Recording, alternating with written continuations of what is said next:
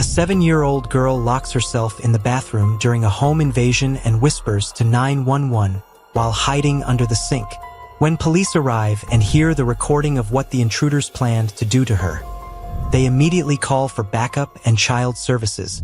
The amber glow of the kitchen light cast dancing shadows across the Williams family table as 7-year-old Isabella Williams, known to everyone as Izzy, carefully guided her purple crayon around the edges of a butterfly's wings.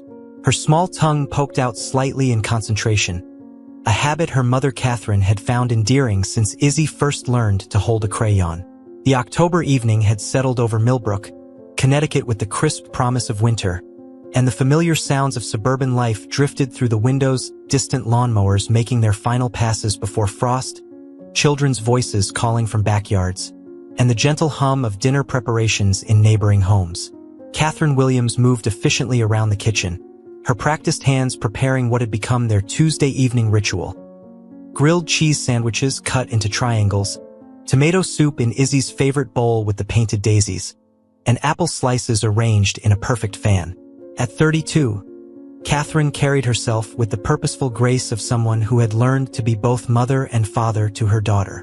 Her auburn hair was pulled back in the practical ponytail she wore for her nursing shifts at Millbrook General Hospital, and her scrubs bore the cheerful pattern of cartoon animals that Izzy had helped her choose from the medical supply catalog. "Mama, do you think Mrs. Henderson's cat really has 9 lives?" Izzy asked without looking up from her coloring book, her voice carrying the serious curiosity that marked most of her questions. She had been thinking about this ever since their neighbor mentioned that Whiskers had survived another adventure, this time involving a tumble from the garage roof. Catherine smiled as she ladled soup into the daisy bowl, steam rising in gentle spirals. "Well, baby girl, I think Mrs. Henderson's cat is just very good at landing on his feet. Cats are naturally graceful, but they only have one life, just like us. That is why we have to be extra careful to take good care of ourselves." The Williams home on Maple Street embodied the kind of modest comfort that defined their neighborhood. Built in 1962, the 2-story colonial featured white clapboard siding that Catherine repainted every 3 years, forest green shutters that actually worked, and a front porch where she and Izzy would sit on summer evenings watching fireflies dance across their small lawn. Inside, the house carried the warmth of a family that had learned to find joy in simple traditions. Izzy's artwork covered the refrigerator in layers, school photos marked the passage of time along the hallway, and every room held evidence of their shared life. Puzzle pieces on the coffee table, library books stacked on the end table, and the faint scent of the vanilla candles Catherine lit each evening after dinner. The kitchen served as the heart of their home, with its pale yellow walls that caught morning sunlight and the small breakfast nook where they shared their meals. A wooden spice rack that had belonged to Catherine's grandmother held carefully labeled jars, and the windowsill above the sink displayed the collection of painted rocks that Izzy had created during a summer art camp. The refrigerator hummed quietly in the corner, covered with Izzy's school calendar, Catherine's work schedule, and the emergency contact list that both mother and daughter had memorized. "Tell me about your day at school," Catherine said as she placed the sandwich and soup before her daughter, settling into the chair across from her with her own dinner. This was their sacred time, the 20 minutes each evening when the outside world faded away and they shared the details of their separate experiences. Izzy carefully dipped her sandwich triangle into the soup, a technique Catherine had taught her to prevent dripping. Miss Rodriguez read us a story about a brave mouse who saved her family from a flood. She was very small, but she was smart and remembered everything her mama taught her about swimming. Izzy paused to take a thoughtful bite, her dark eyes reflecting the kitchen light. The mouse listened very carefully and followed all the safety rules. Even when she was scared, Catherine felt a familiar flutter of pride mixed with protective concern. At 7 years old, Izzy possessed an unusual ability to absorb lessons and apply them to different situations.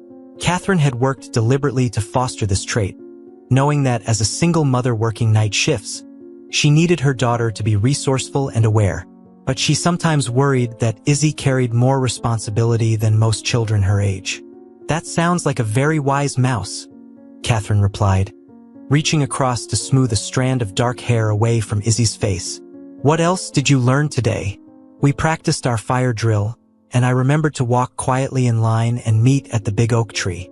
Tommy Peterson forgot and tried to run, but Miss Rodriguez reminded him that running can be dangerous when everyone is trying to get out safely. Izzy's voice carried the satisfaction of someone who had followed instructions perfectly. And we learned about community helpers, police officers, firefighters, doctors like the ones you work with, and dispatch operators who answer the phone when people call for help. Catherine nodded approvingly. Millbrook Elementary School had implemented comprehensive safety education following a series of incidents in neighboring districts, and Catherine appreciated their thorough approach. Do you remember what number to call if you ever need help? 911, Izzy recited promptly. And I tell them my name, my address, and what kind of help I need. I speak clearly and stay on the phone until they tell me it is okay to hang up. She had practiced this with Catherine dozens of times, turning it into a game that removed the fear while ensuring the knowledge stuck. The conversation continued as they finished their dinner, covering Izzy's reading progress, her excitement about the upcoming Halloween party at school, and her plans to be a veterinarian who specialized in helping injured wild animals. Catherine marveled at her daughter's resilience and optimism, qualities that had carried them both through the difficult period following David's death 2 years earlier. David Williams had been Catherine's high school sweetheart, a gentleman who worked as a carpenter and dreamed of building their family a larger house with a workshop where he could teach Izzy to use tools safely. His death in a car accident on Interstate 95 had shattered their world, but it had also revealed strengths in both Catherine and Izzy that they had not known they possessed. In the months that followed, they had learned to rely on each other in new ways, developing routines and communication patterns that provided security in an uncertain world.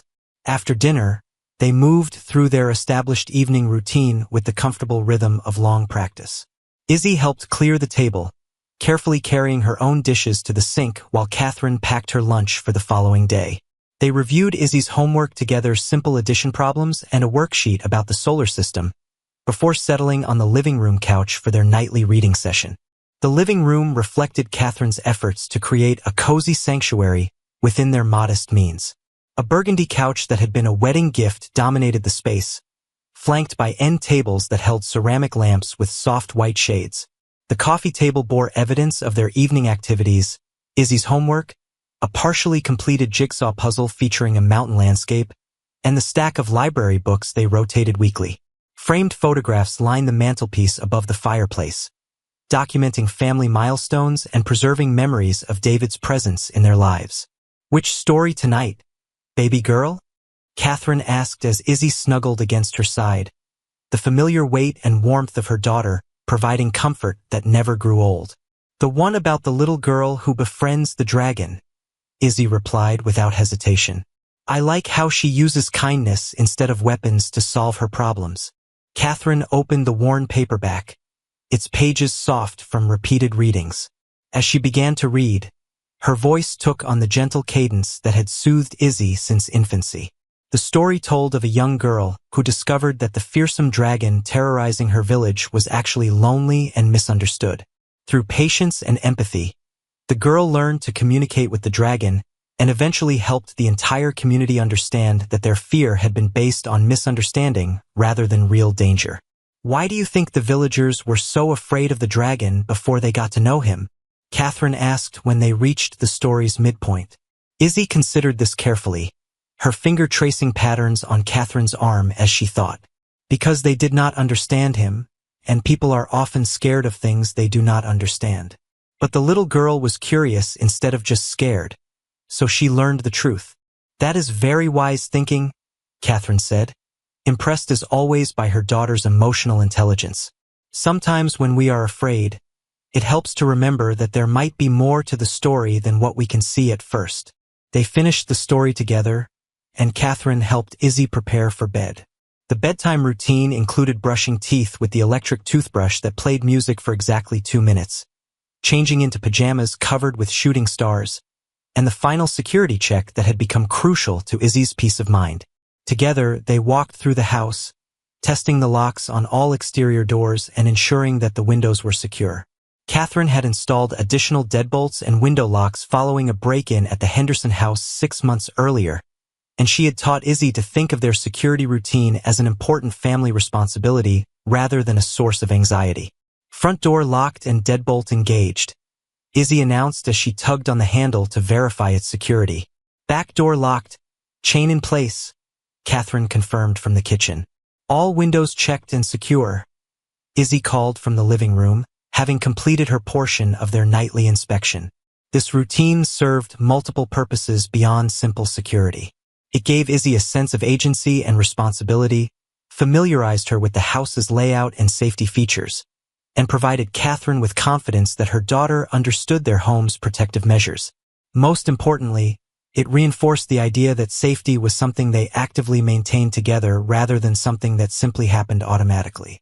Upstairs, Izzy's bedroom reflected her personality and interests with carefully chosen decorations that balanced childhood whimsy with practical comfort. The walls, painted a soft lavender at Izzy's request, displayed her own artwork alongside educational posters about animals and space. Her bookshelf held a collection that ranged from picture books about friendship to early chapter books about young detectives and brave children. A small desk by the window provided space for homework and art projects, while the dresser top held her collection of stuffed animals, each with its own name and backstory. Catherine tucked Izzy into bed, smoothing the comforter decorated with constellations and planets. They shared their nightly gratitude practice, taking turns naming 3 good things from their day. Izzy expressed gratitude for the story about the brave mouse, the successful fire drill at school, and the grilled cheese sandwiches that were perfectly crispy on the outside and perfectly melty on the inside.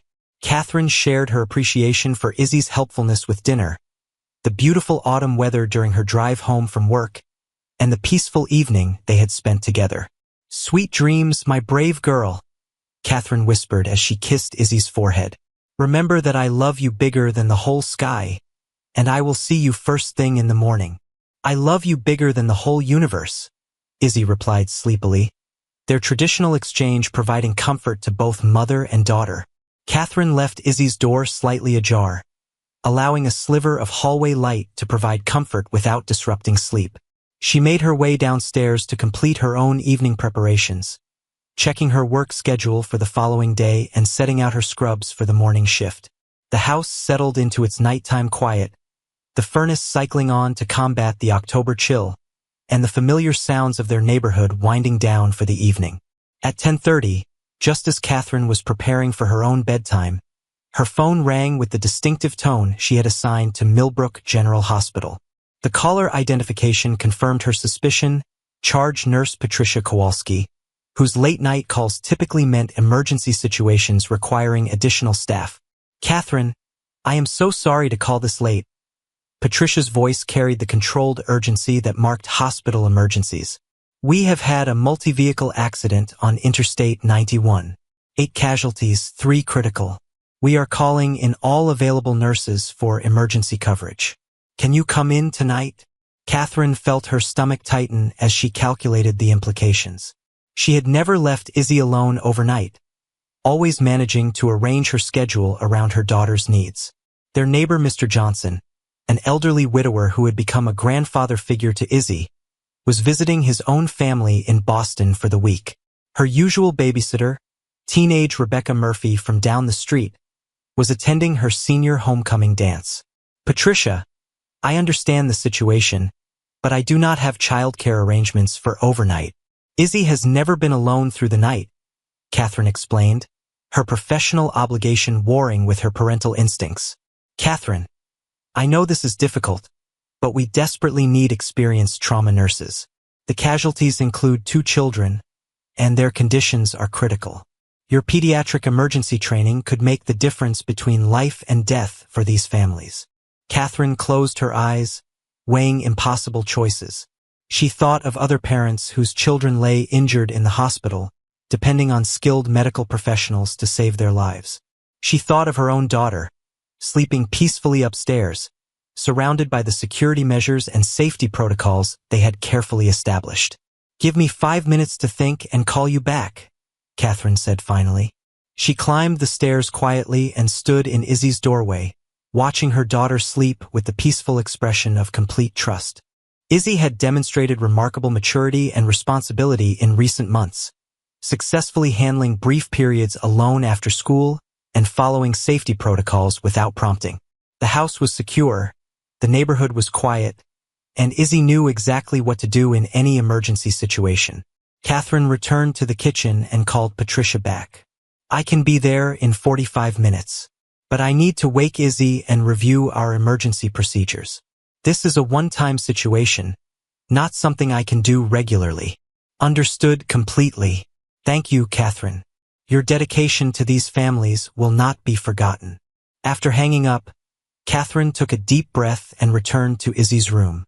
She gently woke her daughter, sitting on the edge of the bed and speaking in calm, reassuring tones. "Baby girl, I need to talk to you about something important. There has been an accident and some children are hurt. The hospital needs me to come help them tonight."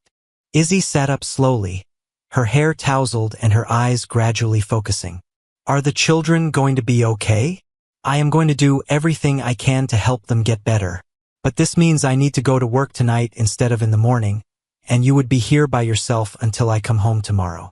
Do you think you can handle that?" Izzy considered this seriously, her young mind processing the unusual situation. "Would I follow all our regular safety rules?" "Yes, exactly the same rules we always follow. You would lock the door behind me, check all the windows, and keep the phone nearby. If anything at all makes you worried or scared, you call 911 immediately. No exceptions. And if someone tries to come to the house, you never answer the door. You go to your safe place in the bathroom, lock the door, and call for help. Remember what we practiced. Hide under the sink where no one can see you. Speak very quietly, and stay on the phone with the dispatcher until the police arrive." Izzy nodded solemnly. "I remember. Hide, call, whisper, and wait for help." Catherine spent the next 20 minutes reviewing every aspect of their emergency procedures. They walked through the house together, testing phones in multiple rooms, reviewing the locations of flashlights and emergency supplies, and practicing the bathroom hiding technique one final time. Izzy demonstrated perfect recall of their safety protocols, answering each of Catherine's questions with confidence and precision. "I am proud of how responsible and brave you are," Catherine said as she gathered her work bag and car keys. "This is a special situation to help other families, and I trust you completely. I will call you as soon as I get to the hospital, and I will come home as early as possible tomorrow. I will take good care of our house, Mama, and I will think good thoughts for the hurt children." Catherine hugged Izzy tightly, breathing in the familiar scent of her daughter's strawberry shampoo and feeling the fierce love that had guided every decision since Izzy's birth. "I love you bigger than the whole sky, baby girl. I love you bigger than the whole universe, Mama. Now go help those children get better." Catherine left through the front door, waiting to hear the deadbolt engage before walking to her car. She sat in the driveway for a moment, watching the house and fighting the parental instinct that urged her to abandon her professional obligations. But the image of injured children needing her expertise ultimately overrode her reluctance, and she backed out of the driveway with a silent prayer for Izzy's safety and her own swift return. Inside the house, Izzy completed the security check exactly as her mother had taught her, testing each lock and ensuring all windows were secure. She turned on the small lamp in the living room, providing enough light for comfort without making the house appear obviously occupied from outside. She checked the cordless phone to ensure it held a strong charge, placed it on the coffee table within easy reach, and settled onto the couch with her favorite blanket. The house felt different without her mother's presence, every sound seemingly amplified in the quiet night. But Izzy drew comfort from the familiar surroundings and the knowledge that she was following the safety procedures that had become second nature. She thought about the injured children her mother was helping, sending positive thoughts their way as she had promised. Outside, Maple Street settled into its typical nighttime quiet, with porch lights glowing softly and the occasional car passing slowly through the residential area. Most neighbors were already asleep, unaware that 7-year-old Izzy Williams was spending her first night alone, armed with nothing but her mother's careful training and her own remarkable courage. The red taillights of Catherine's Honda Civic disappeared around the corner of Maple Street, leaving behind only the faint echo of her engine and the weight of unprecedented responsibility settling over the Williams house. Izzy stood at the living room window for several minutes after her mother's departure, Her small hand pressed against the cool glass as she watched the familiar street transform into something subtly different under the cover of darkness. The streetlights cast pools of amber illumination between stretches of shadow, and the houses that seemed so welcoming during daylight hours now presented blank, watching windows that reflected nothing but emptiness. Taking a deep breath that her mother would have recognized as her brave breath, Izzy turned away from the window and began her solitary evening routine. She moved through the house with deliberate purpose, checking each room systematically as Catherine had taught her. The kitchen felt cavernous without her mother's presence, the refrigerator's hum seeming unnaturally loud in the silence. She tested the back door one final time, pushing against the handle and confirming that the deadbolt held firm, then moved through the dining room and back into the living room where the soft glow of the table lamp created a cocoon of comfort against the darkness pressing against the windows.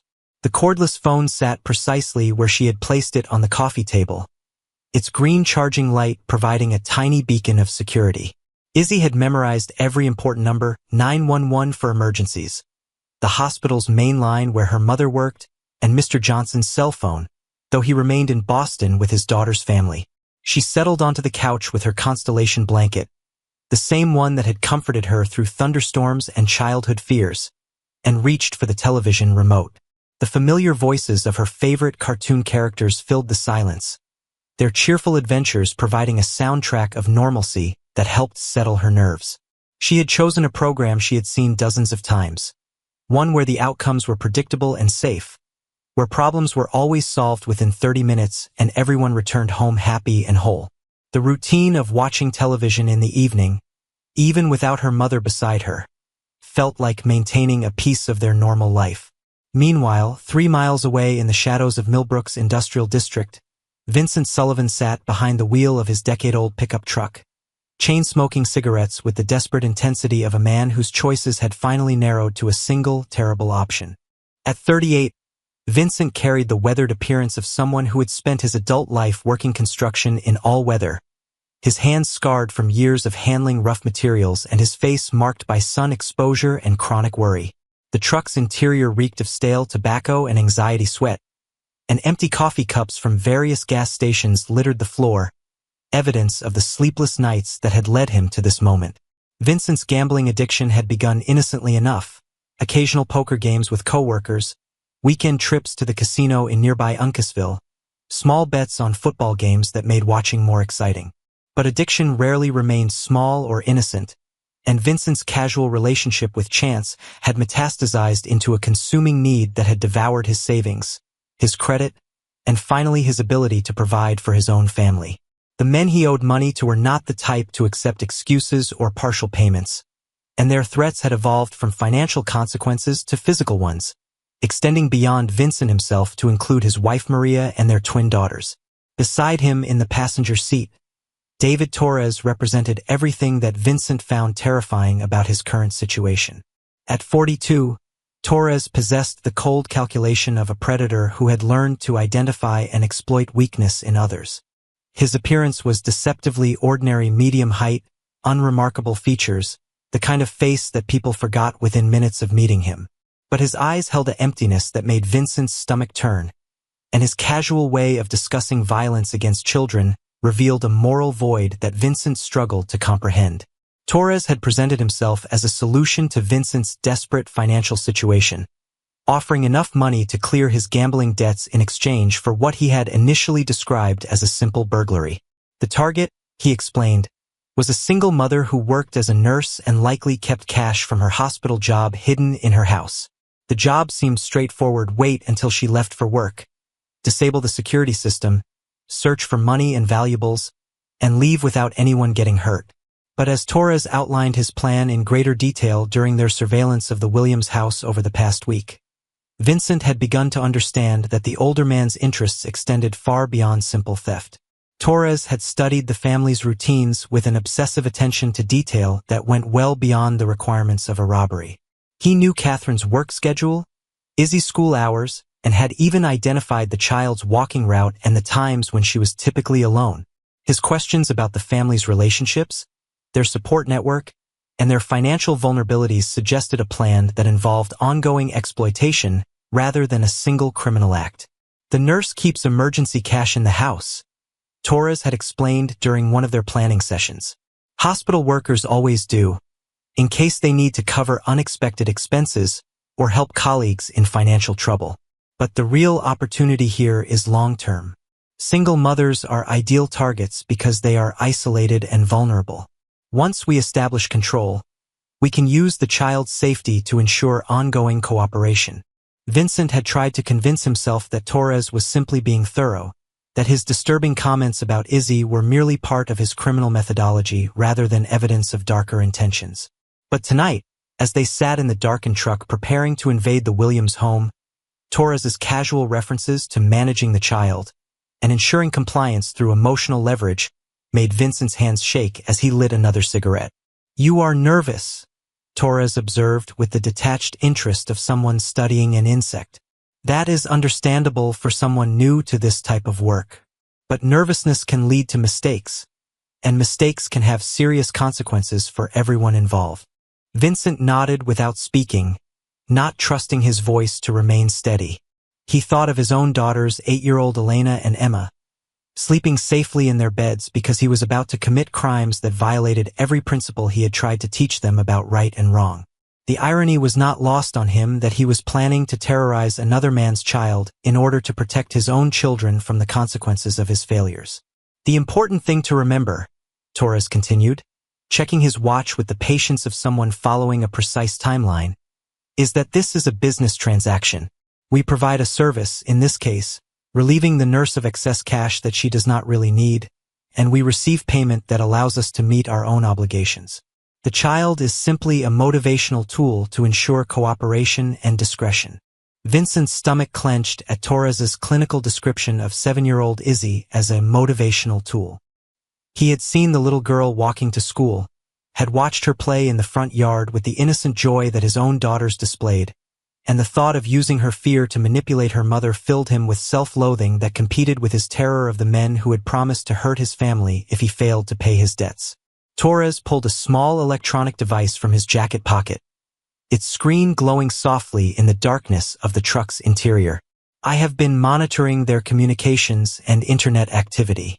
The mother received an emergency call from the hospital approximately 90 minutes ago. She left the house 47 minutes ago, and based on the nature of the emergency, a multi-vehicle accident with critical casualties, she will be occupied for the remainder of the night. Vincent stared at Torres with growing horror as he realized the depth of the older man's surveillance operation. "You have been watching them electronically? How long have you been planning this?" "Preparation is the key to success in any endeavor," Torres replied with the bland tone of someone discussing weather patterns. "I have been observing this family for 6 weeks, learning their routines, identifying their vulnerabilities, and waiting for the optimal opportunity. Tonight presents ideal conditions.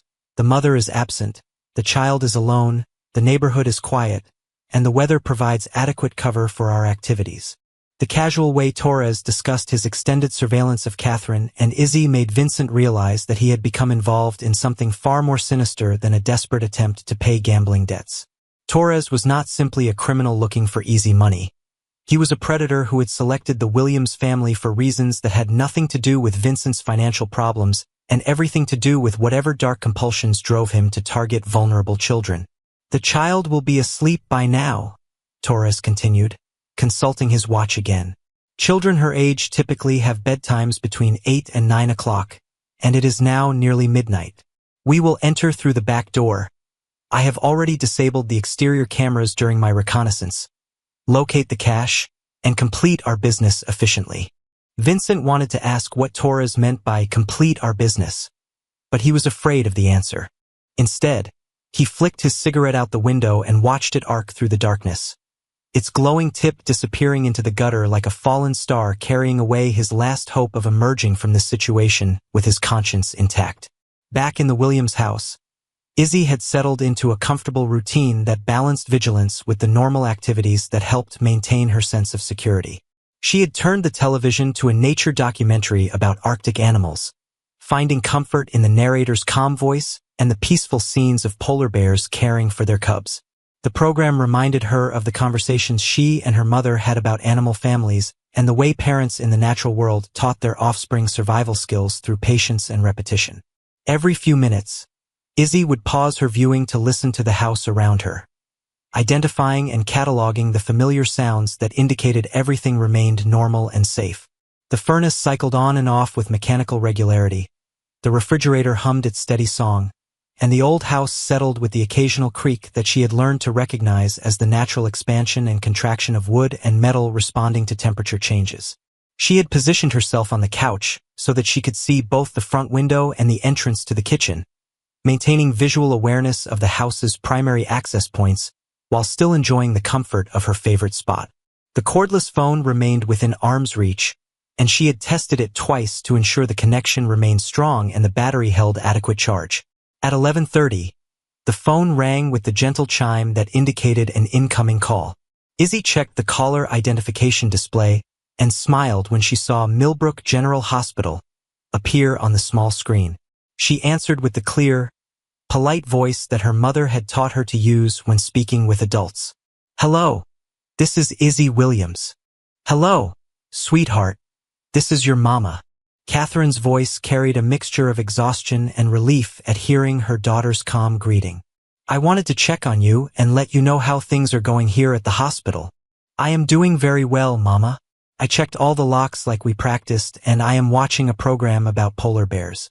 "How are the hurt children?"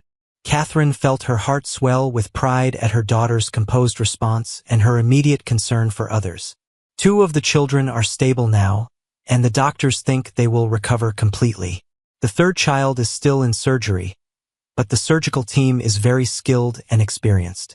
You are being so brave and responsible tonight, baby girl. I am proud of you." "Thank you, Mama. I remember everything you taught me about staying safe, and I am not scared because I know what to do if anything happens."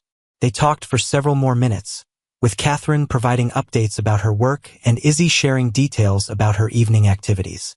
The conversation provided comfort to both mother and daughter, reinforcing their connection despite the physical distance and confirming that their careful preparation had given Izzy the confidence to handle this unusual situation. After hanging up, Izzy felt renewed confidence in her ability to manage the night independently. Her mother's voice had carried the familiar notes of love and approval that always made Izzy feel capable of handling any challenge. She returned her attention to the nature documentary, which had moved on to scenes of Arctic foxes teaching their kits to hunt for food in the harsh tundra environment. Outside, Torres and Vincent had moved their truck to a position 2 blocks away from Maple Street, parking in the shadow of an abandoned warehouse where the vehicle would not attract attention from late-night residents or police patrols. Torres had equipped himself with tools that suggested experience in breaking and entering, a small crowbar, wire cutters, and a device that he claimed could disable basic alarm systems. Vincent carried only a flashlight and the crushing weight of knowledge that he was about to cross a line from which there would be no return. "Remember," Torres said as they walked through the shadows toward the Williams house, "we enter quietly, locate the cache quickly, and leave without creating any disturbance that might alert neighbors or cause the child to wake up. If she does wake up, you let me handle the situation. Children respond better to calm authority than to nervous energy." Vincent nodded silently, though Torres's reference to handling Izzy sent another wave of nausea through his already churning stomach. He tried to focus on the money that this night would provide, the relief of paying off his debts and protecting his own family from the threats that had driven him to this desperate choice. But underneath his practical calculations, a voice that sounded suspiciously like his conscience kept asking what kind of man threatened one child to protect another, and whether any amount of money was worth participating in whatever Torres had planned for 7-year-old Isabella Williams. As they approached Maple Street, the quiet suburban neighborhood seemed to close around them like a trap. Porch lights glowed softly on houses where families slept peacefully, unaware that predators moved through their community in the darkness. The Williams house stood out among its neighbors only for the single lamp glowing in the living room window, a beacon of comfort for a little girl who was about to face the greatest test of her young life. Torres led Vincent around to the back of the house, moving with the confidence of someone who had planned every step of their approach. The rear yard was dark and private, screened from neighboring properties by mature shrubs and the deep shadows cast by old oak trees. Torres had indeed disabled the exterior security cameras during his earlier reconnaissance, and he now produced his tools with the efficiency of someone who had performed similar acts many times before. The back door, despite Catherine's careful security measures, yielded to Torres's expertise within minutes. The deadbolt turned quietly under his manipulation, and the door swung open to reveal the darkened kitchen where Izzy had eaten dinner with her mother just hours earlier. Torres motioned for Vincent to follow him inside, and both men stepped across the threshold into the Williams family home, bringing with them intentions that would forever change the lives of everyone they encountered. Inside the living room, Izzy continued watching her nature documentary, unaware that her carefully maintained sense of security was about to be shattered by the reality that not all dangers announce themselves with obvious warnings. The polar bear cubs on her television screen played peacefully under their mother's watchful protection, their innocent games a stark contrast to the malevolent presence that now moved through the rooms where Izzy had grown up believing she was safe. The sound that would change everything began as the softest whisper of the back door closing, followed by the nearly inaudible footsteps of two men, who believed they were entering an empty house to steal money from a woman who would never report their crime for fear of what they might do to her daughter. But Torres's extensive surveillance had missed one crucial detail in his planning. 7-year-old Isabella Williams was not asleep in her bed as he had calculated. Instead, she sat in the living room with the phone in her hand, and every survival instinct her mother had taught her suddenly blazing to life as she heard strangers moving through her house in the darkness. The test of everything Catherine had taught her daughter about courage, preparation, and survival was about to begin. The moment Izzy heard the whisper of footsteps in her kitchen, every lesson her mother had taught her about safety crystallized into pure, focused action. The nature documentary continued playing on the television, Arctic foxes moving silently across the frozen landscape, but Izzy's attention had shifted entirely to the sounds coming from the back of the house. Her heart hammered against her ribs with the fierce rhythm of terror, but her mind remained clear and purposeful, guided by months of careful preparation for exactly this scenario. Time seemed to slow as Izzy processed the reality of her situation. These were not the familiar sounds of her mother returning early from work. The footsteps were too heavy, too deliberate, and accompanied by hushed voices that carried an undercurrent of threat that made her skin crawl with primitive fear. She had never heard these voices before, but some deep instinct recognized them as belonging to people who meant harm to her and everything she loved about her safe, predictable world.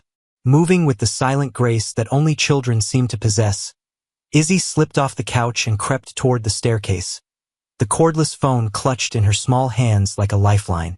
Her bare feet made no sound against the worn carpet as she avoided the creaky third step that she and her mother had identified during their safety rehearsals. Every board, every potential noise hazard had been mapped during their practice sessions, turning their home into a familiar battlefield where Izzy held the advantage of intimate knowledge over intruders who saw only an empty house ripe for exploitation. The living room she left behind maintained its peaceful facade. The television continued its nature programming. The lamp cast its warm glow across scattered homework and the half-completed jigsaw puzzle they had been working on together. To anyone glancing in from outside, the scene would appear perfectly normal, giving no indication that a 7-year-old child was fleeing through her own home like prey escaping predators who had invaded her sanctuary. As she climbed the stairs, Izzy could hear the intruders moving more boldly through the first floor, their whispered conversation carrying up through the old house's thin walls. The sound of strangers rifling through her family's belongings filled her with an anger that competed with her fear. These men were touching her mother's things, violating the sacred spaces where she and Catherine had built their life together. But she channeled that emotion into determination rather than allowing it to cloud her judgment, remembering her mother's lessons about staying calm during emergencies. The upstairs hallway stretched before her like a familiar pathway to safety, lined with family photographs that seemed to watch over her journey toward the bathroom where she would make her stand.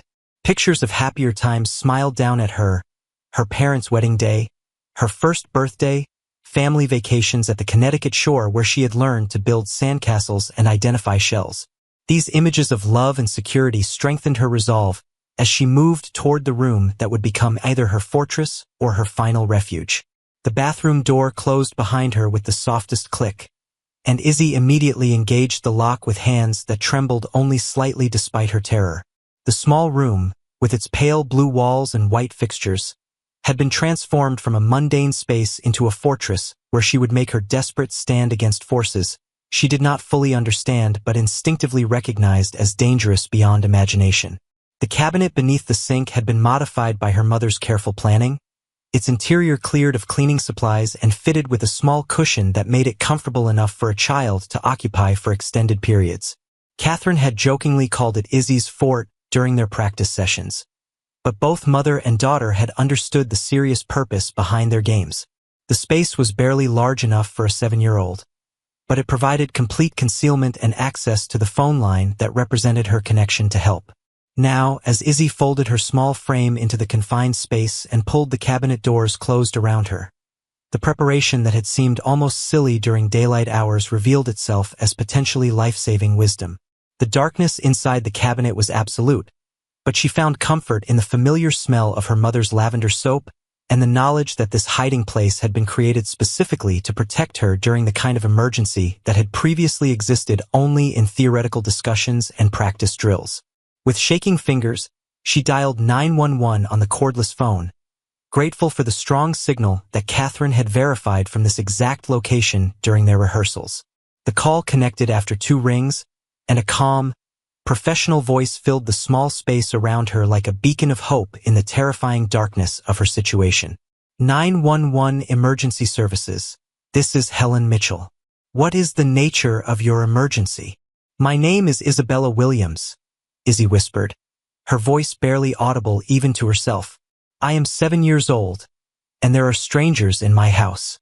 My address is 437 Maple Street in Millbrook, Connecticut. I am hiding in the upstairs bathroom under the sink cabinet. Helen Mitchell had been an emergency dispatcher for 12 years, handling everything from medical emergencies to domestic violence calls. But there was something about the combination of a child's whispered voice and the controlled terror in that small voice that immediately told her this was a situation requiring every resource at her disposal. The fact that a 7-year-old could provide such clear, complete information while obviously terrified spoke to either exceptional training or exceptional courage, and Helen suspected it was both. Isabella, you are being very brave and very smart, Helen said, her voice carrying the calm authority that could anchor frightened people to safety during their worst moments. I am going to stay on the phone with you the entire time, and I am already sending police officers to your house. Can you tell me how many people are in your house and where they are right now? Izzy pressed her ear against the thin cabinet wall, listening to the sounds drifting up from the first floor with the acute hearing that fear had sharpened to almost superhuman levels. There are 2 of them. One has a deep voice and heavy footsteps. I think he is wearing boots. The other one talks more quietly and moves around faster.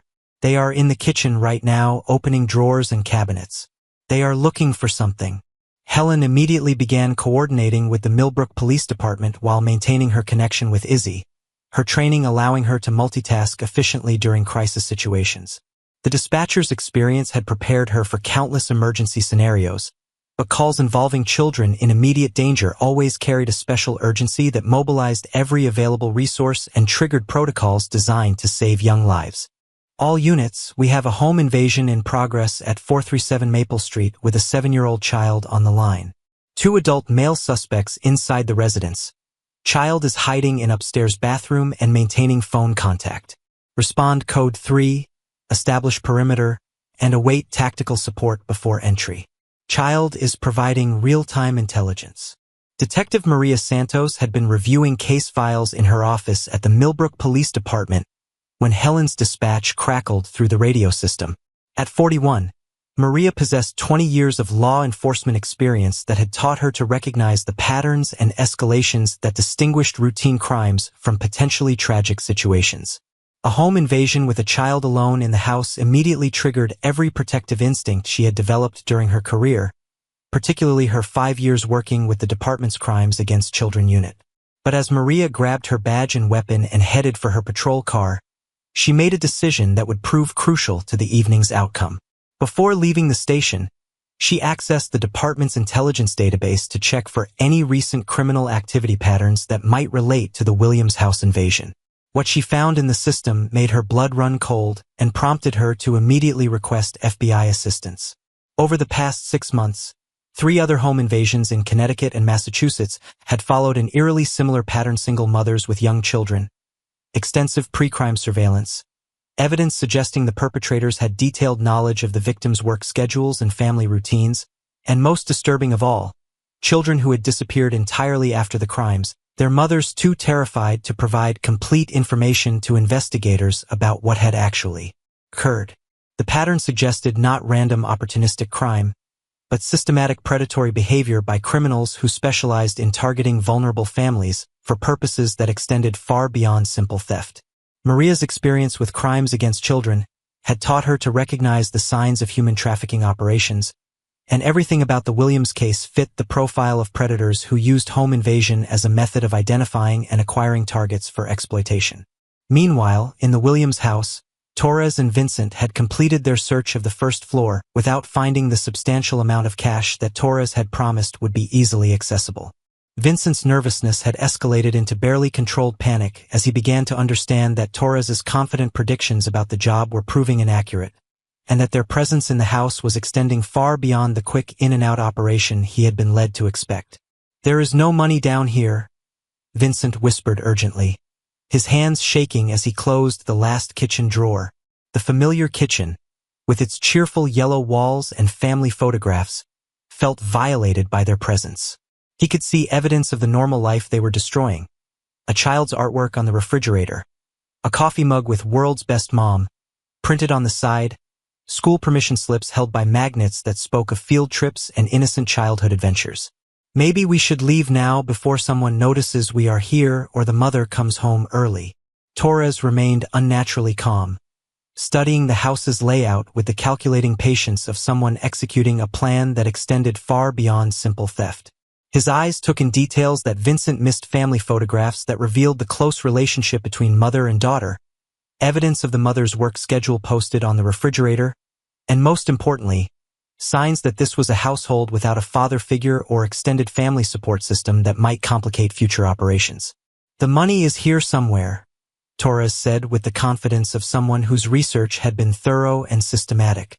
"Hospital workers always keep emergency cash, particularly single mothers who work night shifts.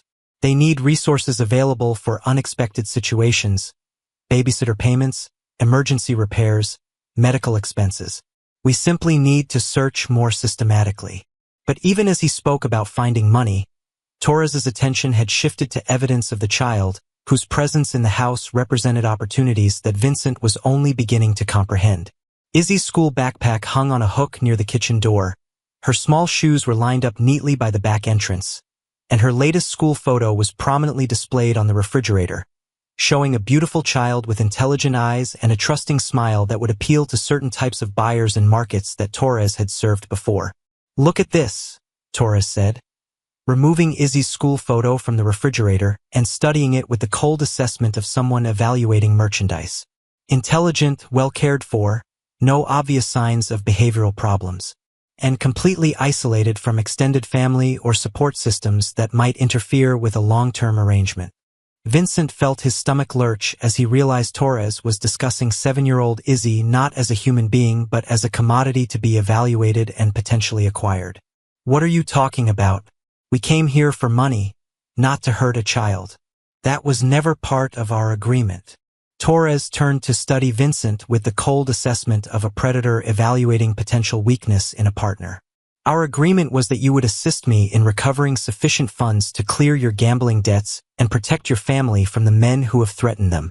The specific methods required to fulfill that agreement were always subject to practical necessities discovered during the operation."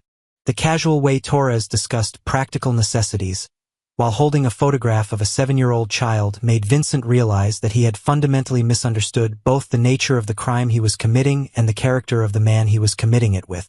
Torres was not simply a desperate criminal looking for easy money. He was something far more dangerous. A predator who had used Vincent's financial desperation to gain access to a carefully selected target. "The child's bedroom will be upstairs," Torres continued with the clinical detachment of someone discussing a business transaction. "We need to secure her before she has an opportunity to wake up and create complications. Children her age can be unpredictable when frightened, but they also respond well to calm authority figures who establish control quickly and efficiently. Vincent backed away from Torres as if his words were physically toxic. I cannot do this. I will not be part of hurting a child. I have daughters of my own, twin girls the same age as this little girl. They would never forgive me if they knew I had done something like this to another child's family. But Torres had moved beyond caring about Vincent's moral objections. His research into the Williams family had revealed everything he needed to know about their vulnerabilities, their isolation, and their potential value to his network of contacts who paid premium prices for specific types of merchandise. Isabella Williams represented the kind of opportunity that could fund his operations for months, while providing ongoing income through careful management of her mother's cooperation. Upstairs, hidden in her cramped sanctuary beneath the bathroom sink, Izzy continued her whispered conversation with Helen Mitchell while providing real-time intelligence about the intruder's movements through her house. Her young ears, trained by a childhood of listening for her mother's footsteps and familiar household sounds, could distinguish subtle details about the men's locations and activities that would prove crucial to the police response. They are moving toward the stairs now, Izzy breathed into the phone, her voice so quiet that Helen had to strain to hear every word. The one with the heavy footsteps is talking about coming upstairs to look for me. He knows I am here somewhere. The other man sounds upset about something, like he does not want to do whatever the first man is planning. Helen continued coordinating the emergency response while maintaining her connection with Izzy, but internally she marveled at the child's composure and observational skills under circumstances that would have reduced many adults to panic. The level of detail Izzy was providing suggested not only exceptional courage but training that had prepared her specifically for this type of emergency. You are doing perfectly, Isabella, Helen said with genuine admiration for the child's bravery. The police officers are almost at your house, and they can hear everything the men are saying because your phone is recording all the sounds around you. Keep telling me exactly what you hear, because that information is helping the officers understand how to help you safely. This information proved more significant than Helen initially realized. The emergency call recording system was indeed capturing not only Izzy's whispered reports, but also the intruder's conversation as it carried through the old house's thin walls and open doorways. Detective Santos, monitoring the live audio feed from her patrol car as she raced toward Maple Street, began to recognize speech patterns and vocal characteristics that matched descriptions from the other unsolved home invasion cases in her database. Torres's voice, in particular, carried distinctive characteristics that had been noted by previous victims, a slight accent that suggested childhood spent in the Southwest, a tendency toward overly formal grammatical construction that indicated education beyond what his criminal activities might suggest, and most tellingly, a calm, methodical way of speaking that remained constant regardless of circumstances.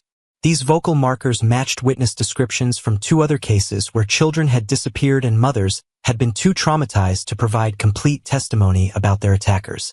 Dispatch, this is Detective Santos, Maria transmitted over her radio while speeding through Millbrook's quiet residential streets. I need immediate FBI notification for Crimes Against Children Unit. The voice patterns and behavioral descriptions on this emergency call match suspect descriptions from at least 2 other child abduction cases in our regional database. We may be dealing with a serial predator using home invasion as a method of target acquisition. The implications of this realization transformed the police response from a routine home invasion call to a potential child rescue operation. FBI agent Robert Taylor, monitoring police communications from the Bureau's Hartford field office, immediately recognized the significance of Detective Santos's report and began coordinating federal resources for what might be their first opportunity to apprehend suspects in a series of crimes that had frustrated law enforcement across multiple states. Back in the Williams house, Torres had directed Vincent to search Izzy's bedroom while he methodically examined Catherine's room for documents, financial information, and evidence that would help him understand the family's vulnerabilities and support network. Vincent's reluctant search of the child's room filled him with self-loathing as he rifled through belongings that reminded him painfully of his own daughter's treasures. Stuffed animals arranged carefully on shelves, children's books sorted by reading level, and artwork that spoke of innocence and trust that he was helping to shatter. The bedroom revealed a child who was loved and carefully nurtured, clothes organized in drawers with child-friendly labels, a desk set up for homework with supplies neatly arranged, and photographs showing a close relationship between mother and daughter. Vincent found himself looking at pictures of Izzy and Catherine at various stages of the child's life: birthday parties, Christmas mornings, vacation trips to beaches and amusement parks where they had created the kind of memories that defined happy childhoods. But it was Torres's discovery in Catherine's bedroom that revealed the true scope of his planning and intentions. Hidden beneath a stack of medical journals, he found Catherine's personal organizer where she had recorded crucial information about her daughter: social security number, birth certificate copy, medical history, school records, emergency contact information, and most valuable of all, documentation showing that Catherine had no family support system in Connecticut and maintained only professional relationships with colleagues at the hospital. "Vincent," Torres called softly from Catherine's bedroom, his voice carrying the satisfaction of someone whose careful research had been validated. "Come here and look at what we have found." When Vincent reluctantly joined him, Torres displayed the personal organizer with the satisfaction of someone whose investment in surveillance and planning was paying dividends beyond his original expectations. "The nurse has provided us with everything we need to understand this family's complete situation. She is entirely isolated, no extended family in the area, no significant relationships outside of work, no support network that would complicate a long-term arrangement or interfere with ongoing management." Vincent stared at Torres with growing horror as he began to understand that the older man's interest in the Williams family had never been primarily financial. The careful way Torres had studied Catherine's personal information, his detailed knowledge of their routines, and his clinical discussion of long-term arrangements painted a picture of criminal planning that went far beyond the simple theft Vincent had agreed to participate in. "What kind of long-term arrangement?" Vincent asked, though he was beginning to suspect he did not want to hear the answer. "You said we were here to find money and leave quickly before anyone discovered us." Torres smiled with the cold satisfaction of someone revealing a carefully concealed truth to a partner who had outlived his usefulness. "Money was never the primary objective, Vincent. Money provides temporary relief from temporary problems, but it does not address the fundamental issues that created your gambling addiction or eliminate the ongoing threats to your family's safety." He gestured toward the photographs of Izzy that decorated Catherine's dresser school portraits, candid shots of a laughing child, images that documented the growth and development of a beautiful, intelligent little girl whose mother's love and attention had created exactly the kind of valuable commodity that Torres's network of contacts would pay premium prices to acquire. A single mother with a beautiful, intelligent child and no support system represents opportunities for ongoing income that could resolve your gambling debts permanently, Torres explained with the calm tone of someone discussing a sound financial investment. The mother's desperation to protect her child ensures compliance with whatever arrangements become necessary, and the child herself represents renewable value that appreciates over time with proper management. The implications of Torres's words hit Vincent like a physical blow to his stomach. The man was not talking about robbery or even kidnapping in the traditional sense. He was discussing human trafficking, the systematic exploitation of a family whose only crime had been trusting that their community would protect them from predators who moved through suburban neighborhoods identifying targets for unspeakable crimes. "You are talking about selling a child," Vincent whispered, his voice hollow with the recognition of how completely he had been manipulated. "You used my desperation to get access to this house, so you could kidnap a 7-year-old girl." Torres's expression did not change as he confirmed Vincent's worst fears. "I am talking about maximizing the return on our investment in this operation. Your gambling debts will be paid, your family will be safe, and we will have established a revenue stream that can support both our needs for the foreseeable future." In her hiding place beneath the bathroom sink, Izzy heard every word of Torres's explanation with a clarity that sent ice through her veins and made her understand that the danger she faced was worse than anything she had imagined during her mother's safety lessons.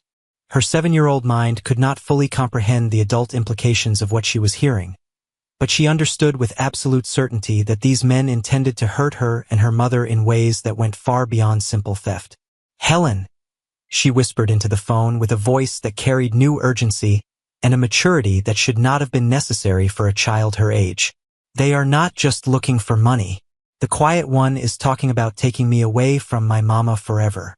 He has her personal book with all my important information, my social security number and everything. He is talking about selling me to other bad people. Helen Mitchell felt her professional composure crack slightly as the full implications of the situation became clear through the innocent words of a terrified child. This was not a simple home invasion or even a straightforward kidnapping. It was a human trafficking operation in progress, perpetrated by criminals who had studied their targets and planned an operation designed to destroy an entire family while profiting from their destruction. Isabella, listen to me very carefully, Helen said with urgent intensity, while simultaneously coordinating with the law enforcement response that was converging on the Williams house. The police officers are at your house right now, and FBI agents are coming to help them. I need you to stay exactly where you are and keep talking to me. Do not leave your hiding place for any reason until a police officer tells you it is safe. Can you still hear what the men are saying? Torres and Vincent had moved into the hallway outside the bathroom where Izzy hid, their conversation now clearly audible through the thin door that separated them from their intended victim. Torres's voice carried the calm satisfaction of someone whose plan was proceeding according to his expectations, while Vincent's responses revealed a man whose desperation was being overwhelmed by the recognition that he had become involved in crimes that violated every moral boundary he had ever believed in. The child will be behind one of these doors, Torres said with the clinical detachment of someone discussing inventory management. Children her age sleep deeply, and the trauma of being awakened by strangers often causes temporary compliance that makes initial control easier to establish. Once we have secured her, we can use her cooperation to ensure the mother's ongoing participation in our arrangement. Vincent backed away from the bathroom door as if Torres's words were physically toxic. The hallway, lined with family photographs that documented Izzy's growth from infancy to her current age, felt like a shrine to innocence that was about to be desecrated by forces that Vincent had helped to unleash. I cannot do this, he said with increasing desperation. This is not what you told me we were doing. I have children of my own, daughters the same age as this little girl. I will not be part of hurting a child, no matter what happens to me or my family. Torres studied Vincent with the cold assessment of someone calculating whether a tool remained useful or had become a liability. Your children are depending on you to complete this operation, Vincent. The men you owe money to are not known for their patience or their mercy toward families who fail to meet their obligations. Your daughter's safety depends entirely on your willingness to do what is necessary tonight. But even as Torres spoke about necessity and obligation, he was reaching into his jacket for equipment that he had brought specifically for this phase of the operation: zip ties for restraining victims, duct tape for preventing screams, and a small bottle of liquid sedative that would keep a child compliant during transportation. Vincent's recognition of these items completed his understanding of how thoroughly he had been manipulated and how completely he had underestimated the evil he had agreed to assist. Outside the house, the police response had escalated from a routine home invasion call to a coordinated operation involving multiple agencies and specialized units. Detective Santos had arrived first and established a perimeter while FBI agent Taylor coordinated with tactical teams trained specifically for child rescue operations. The emergency call recording had provided law enforcement with unprecedented real-time intelligence about the suspect's intentions and capabilities. We have confirmation that this is a human trafficking operation in progress, Detective Santos reported to the incident commander. The child is providing audio evidence of the suspect's plans to kidnap her for sale to other parties.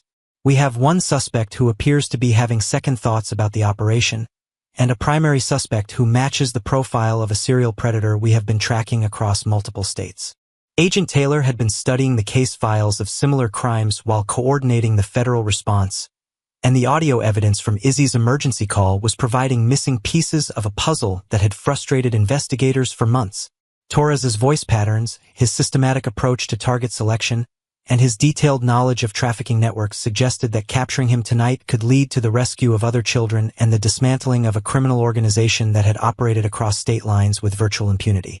But the immediate priority remained the safety of 7-year-old Isabella Williams, who continued to provide crucial intelligence from her hiding place while demonstrating courage and composure that impressed every law enforcement professional monitoring her emergency call.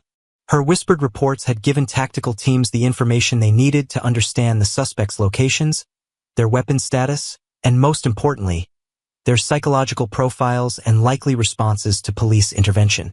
The bathroom door stood between Torres and the most valuable prize he had ever targeted, a beautiful, intelligent child whose mother's isolation and vulnerability made her perfect for the kind of long-term exploitation that had funded his previous operations across multiple states. Behind that door, Isabella Williams crouched in darkness, armed with nothing but a telephone and the survival skills her mother had taught her through love and careful preparation. The test of everything Catherine had taught her daughter was reaching its terrifying climax, with the outcome determining not only Izzy's survival but the fate of other children who would become targets in Torres's carefully planned operations across New England. The whispered words of a 7-year-old child, recorded through an emergency call system, were about to provide law enforcement with the evidence needed to stop a predator whose crimes had destroyed families in multiple states. But first, Isabella Williams would have to survive the next few minutes as Torres prepared to breach the final barrier between himself and his intended victim, while Vincent struggled with the choice between protecting his own family and preventing the destruction of another family's life. The courage of a child and the conscience of a desperate man would soon determine whether evil would triumph or whether love and preparation would prove stronger than predatory calculation and systematic exploitation. The silence in the hallway outside the bathroom door stretched taut as a wire about to snap, broken only by the soft sound of Izzy's breathing as she pressed herself deeper into the cabinet beneath the sink. Through the thin wood that separated her from the predators who hunted her, she could hear Torres moving with the calculated patience of someone who had performed similar operations before, his footsteps deliberate and controlled as he examined each door along the upstairs corridor with the methodical precision of a hunter tracking wounded prey. The old house seemed to hold its breath around her, every familiar sound transformed into potential danger by the presence of evil moving through rooms where she had grown up believing she was safe. The heating system's gentle hum, normally a source of comfort during cold October nights, now seemed to mask the sounds of approaching footsteps. The settling creaks of wood and metal that usually lulled her to sleep had become announcements of movement that could signal Torres's approach to her hiding place. "Helen," Izzy whispered into the phone with a voice so quiet it barely disturbed the air around her. "He is right outside the bathroom door now. I can see his shadow under the door crack when he walks past. He keeps checking the door handle every few minutes, turning it very slowly like he is testing to see if it is really locked. Sometimes he stops and listens, and I have to hold my breath so he will not hear me breathing." Helen Mitchell had handled thousands of emergency calls during her 12-year career as a dispatcher, from medical emergencies that required split-second decisions to domestic violence situations where victims whispered for help while their abusers slept in the next room. But none had affected her as deeply as listening to the 7-year-old child provide real-time intelligence about her own potential kidnapping with the composure and precision of a trained observer. The dispatcher's professional training allowed her to maintain the calm voice that represented Izzy's only connection to help, but internally she was coordinating the most complex emergency response of her career while praying that law enforcement would reach the child before Torres decided to breach the bathroom door. "You are being so incredibly brave, Isabella," Helen said with genuine admiration mixed with desperate urgency that she struggled to keep from her voice. "The police officers are setting up around your house right now, and they can hear everything that is happening through your phone. The FBI agents are there too, because they think this bad man has hurt other children in other places. Keep telling me exactly what you hear and see, because that information is helping them plan how to get you safely away from those men." The complexity of the emergency response that was building around the Williams house would have been overwhelming to most adults, but Izzy found comfort in knowing that so many people were working to help her.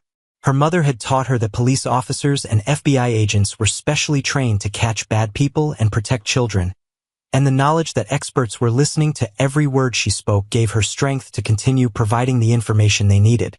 Detective Maria Santos crouched behind her patrol car in the Williams driveway, monitoring Izzy's emergency call through her radio while coordinating with the tactical teams that had surrounded the house like a protective barrier between the child and the evil that threatened her.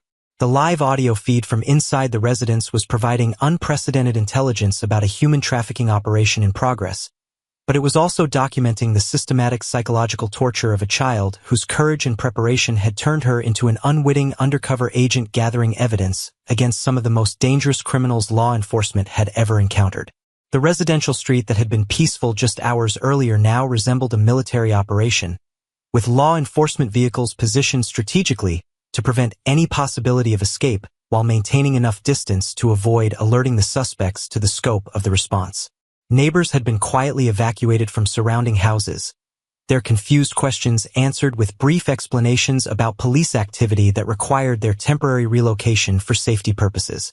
Tactical 1, this is Detective Santos. Maria transmitted over the secure radio frequency that connected all units responding to the scene.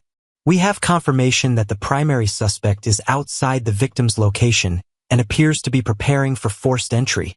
The child is conscious, alert, and providing continuous intelligence, but her situation is becoming critical. The suspect has made multiple attempts to test the door security and appears to be escalating toward more aggressive breach methods. FBI agent Robert Taylor had arrived at the scene with a team of federal agents specialized in crimes against children, their black SUVs creating a command post at the end of Maple Street where they could coordinate the multi-agency response without alerting the suspects to the federal involvement in what Torres believed was a local crime. Taylor's 20-year career with the Bureau had focused specifically on human trafficking cases, and his experience had taught him to recognize the signs of operations run by predators who had perfected their methods through repetition across multiple victims and jurisdictions. The mobile command center that Agent Taylor had established in the largest SUV contained sophisticated communication equipment that allowed real-time coordination with FBI field offices across New England, enabling immediate cross-referencing of Torres's voice patterns and behavioral characteristics against databases of unsolved crimes involving missing children. The technology that had seemed like science fiction when Taylor began his career was now providing crucial intelligence that could link tonight's operation to a series of crimes that had frustrated investigators for months. Detective Santos, this is Agent Taylor, came the calm voice through Maria's radio, carrying the authority of someone who had commanded similar operations in multiple states. The audio evidence we are receiving matches the behavioral patterns of a suspect we have been tracking in connection with at least 6 child disappearances across Connecticut, Massachusetts, and Rhode Island. Voice analysis software is providing preliminary matches to recorded statements from 3 separate crime scenes. This may be our only opportunity to apprehend him before he relocates to a different region or escalates to more violent methods. Inside the house, Torres had completed his systematic examination of the upstairs corridor and was now standing directly outside the bathroom door, his ear pressed against the wood as he listened for sounds that would confirm the location of his intended victim. His experience with similar operations had taught him that frightened children often revealed their positions through involuntary responses, breathing patterns that changed under stress, small movements that created friction against hiding surfaces, or suppressed sobs that escaped despite efforts at silence. The old house's construction was working in Izzy's favor in ways that Catherine had not anticipated when she chose their home. The thick wooden door and solid frame that had been standard construction in 1962 provided better sound insulation than the hollow core doors common in modern housing, making it difficult for Torres to determine whether the bathroom was occupied. The reinforced deadbolt lock that Catherine had installed during their security improvements was commercial grade, designed to resist forced entry attempts that would defeat standard residential hardware. But Torres's experience with similar operations had taught him to be patient and methodical rather than rushing into situations that might create complications or alert neighbors to unusual activity. He had learned that frightened children often revealed their locations through involuntary sounds, crying, movement, or attempts to communicate with the outside world that could be detected by someone who knew what to listen for and had the patience to wait for those revealing moments. "Vincent," Torres called softly down the hallway, his voice carrying the calm authority of someone accustomed to directing operations involving reluctant partners. "Come here and help me determine which room the child is hiding in." Children her age cannot remain completely silent when they are frightened, and 2 people listening can triangulate sounds more effectively than 1 person working alone.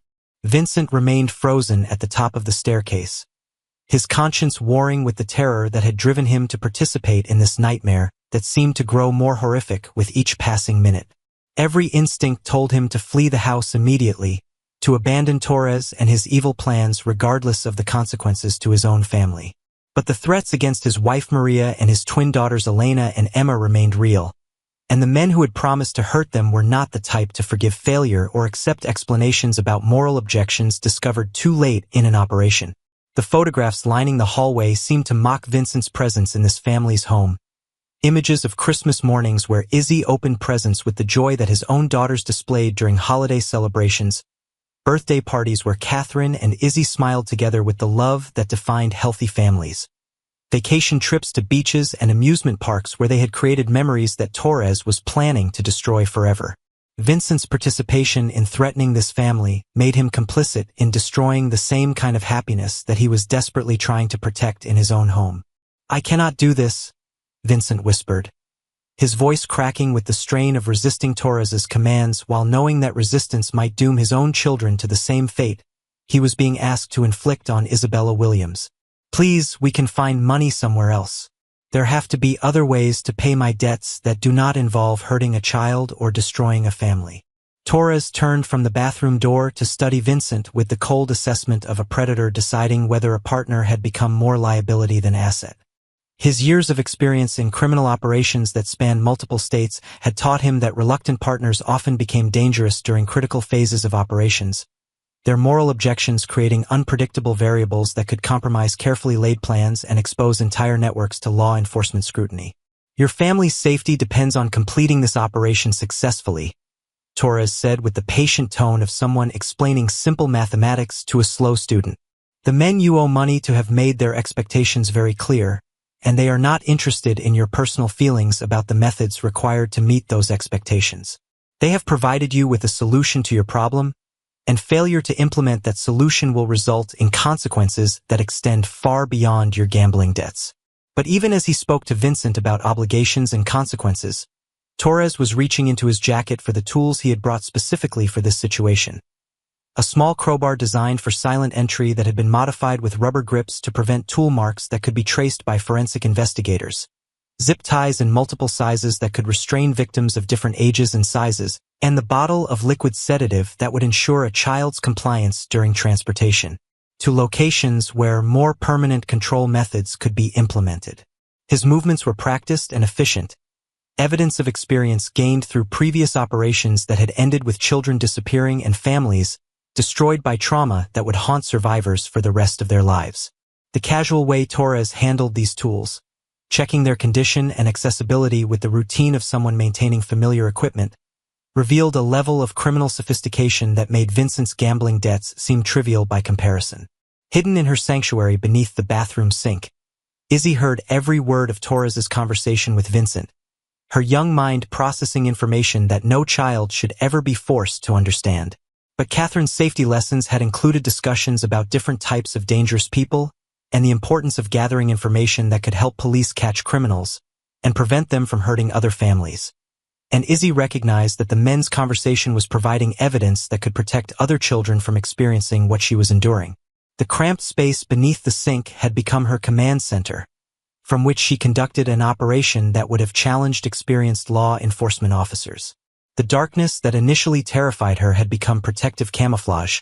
The confined space that seemed like a trap had become a fortress, and the phone that represented her only connection to help had become the tool through which she was providing intelligence that could dismantle an entire criminal network. "Helen," she breathed into the phone, her voice carrying new urgency as she realized the immediate danger was escalating beyond anything her mother's safety lessons had prepared her for. "The bad man is talking about using tools to open the door.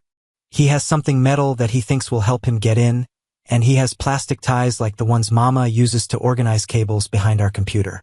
And he keeps talking about taking me somewhere else, about people who are waiting for him to bring me to them."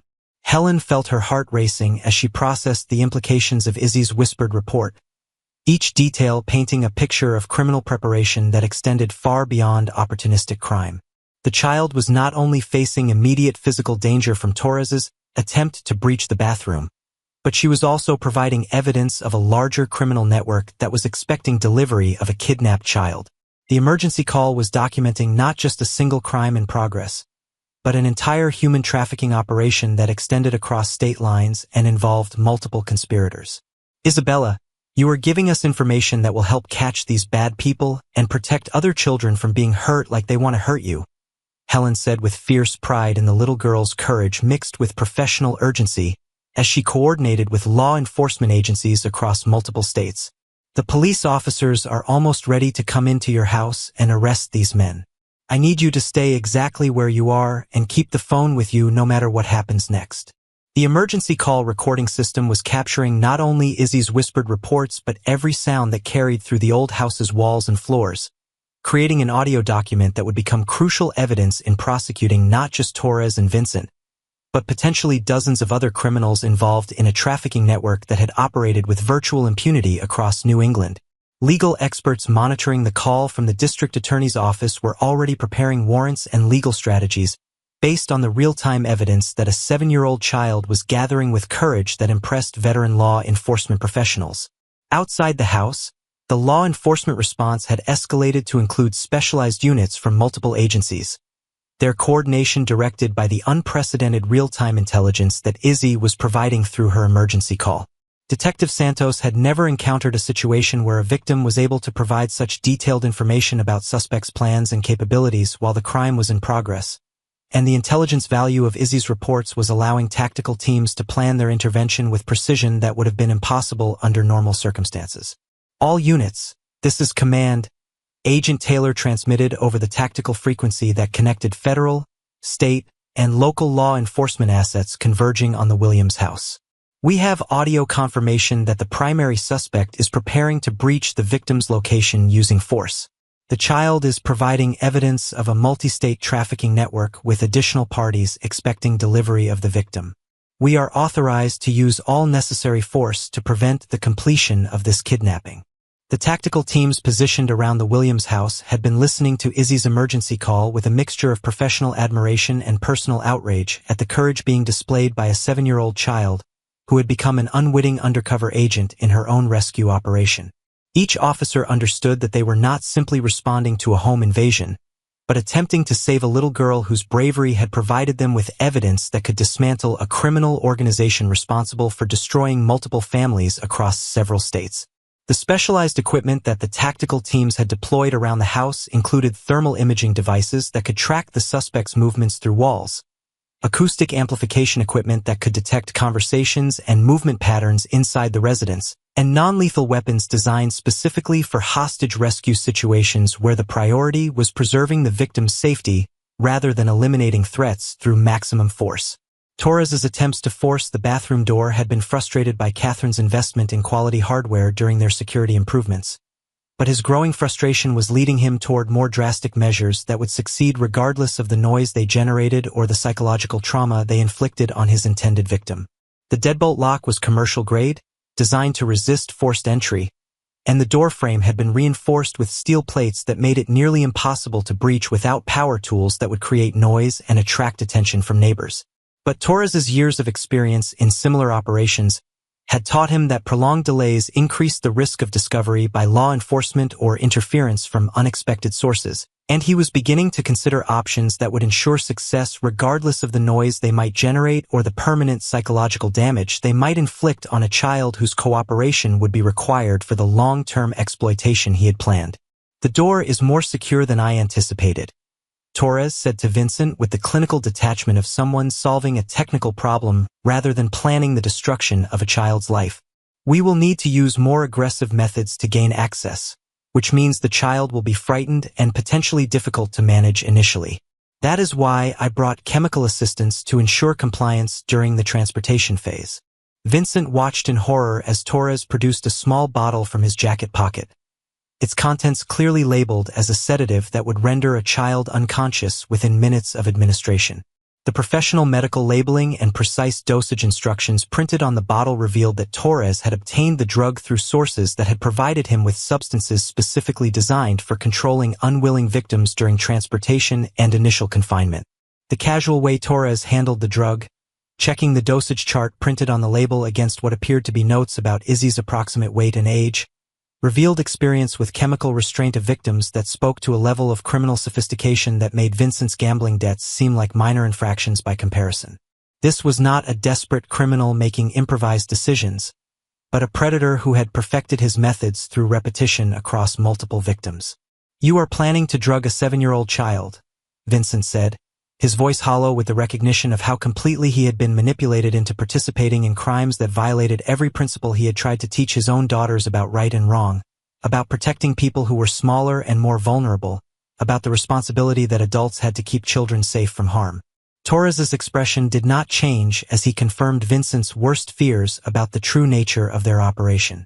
I am planning to complete a business transaction that will resolve your financial problems and provide ongoing income for both of us. The child's temporary discomfort is an acceptable cost for the benefits this arrangement will provide to everyone involved, including her mother, who will learn to appreciate the financial security that our ongoing relationship will provide. The way Torres described Izzy's kidnapping and sale as beneficial to everyone involved, including Catherine, who would be forced into ongoing cooperation through threats against her daughter's safety, revealed a moral vacuum that made Vincent understand he was dealing with a predator whose capacity for evil extended far beyond anything he had imagined when he agreed to participate in what he thought would be a simple robbery to pay gambling debts and protect his own family. Torres was not simply a criminal looking for easy money. He was a human trafficker who had spent weeks planning the systematic destruction of a family for profit, with carefully researched methods for ensuring long-term control over both mother and daughter through psychological manipulation and threats that would make them virtual slaves to his criminal organization. The Williams family represented not a single criminal opportunity, but the foundation for an ongoing enterprise that would generate income for months or years through careful management of their fear and desperation. In the command post at the end of Maple Street, FBI agent Taylor was coordinating with law enforcement agencies across multiple states as the scope of Torres's criminal operation became clear through the evidence Izzy was providing. The child's whispered reports were not only documenting her own kidnapping in progress, but revealing details about a trafficking network that had operated across state lines with virtual impunity, leaving behind a trail of destroyed families and missing children whose cases had been linked only now through voice analysis technology and behavioral pattern recognition. Detective Santos, we have confirmation from Massachusetts State Police that the voice patterns match a suspect in the disappearance of 8-year-old Amanda Richardson from Springfield 6 months ago. Agent Taylor transmitted with the controlled excitement of someone who realized they were finally closing in on a predator who had eluded capture for years. Rhode Island is reporting similar voice match for the Emma Patricia case from Providence in August. Connecticut State Police have identified potential matches in 3 additional cases spanning the past 18 months. This suspect may be responsible for at least a dozen child disappearances across New England. The realization that Torres was a serial predator whose capture could lead to the rescue of other missing children added urgency to an operation that was already running against the clock. Every minute that passed increased the risk that Torres would successfully breach the bathroom door and complete a kidnapping that would not only destroy Izzy's life, but potentially prevent the rescue of other children who remained in the hands of his criminal network, hidden in locations across multiple states where they suffered horrors that investigators could only imagine. The federal investigation that was being coordinated in real time around Izzy's emergency call had the potential to become one of the most significant human trafficking prosecutions in New England history, but only if law enforcement could reach the child before Torres completed his operation and disappeared into the network of safe houses and transportation routes that had allowed him to operate across multiple jurisdictions without detection. Inside the bathroom, Izzy continued her whispered conversation with Helen while providing intelligence that was helping law enforcement understand the full scope of the criminal operation they were attempting to disrupt.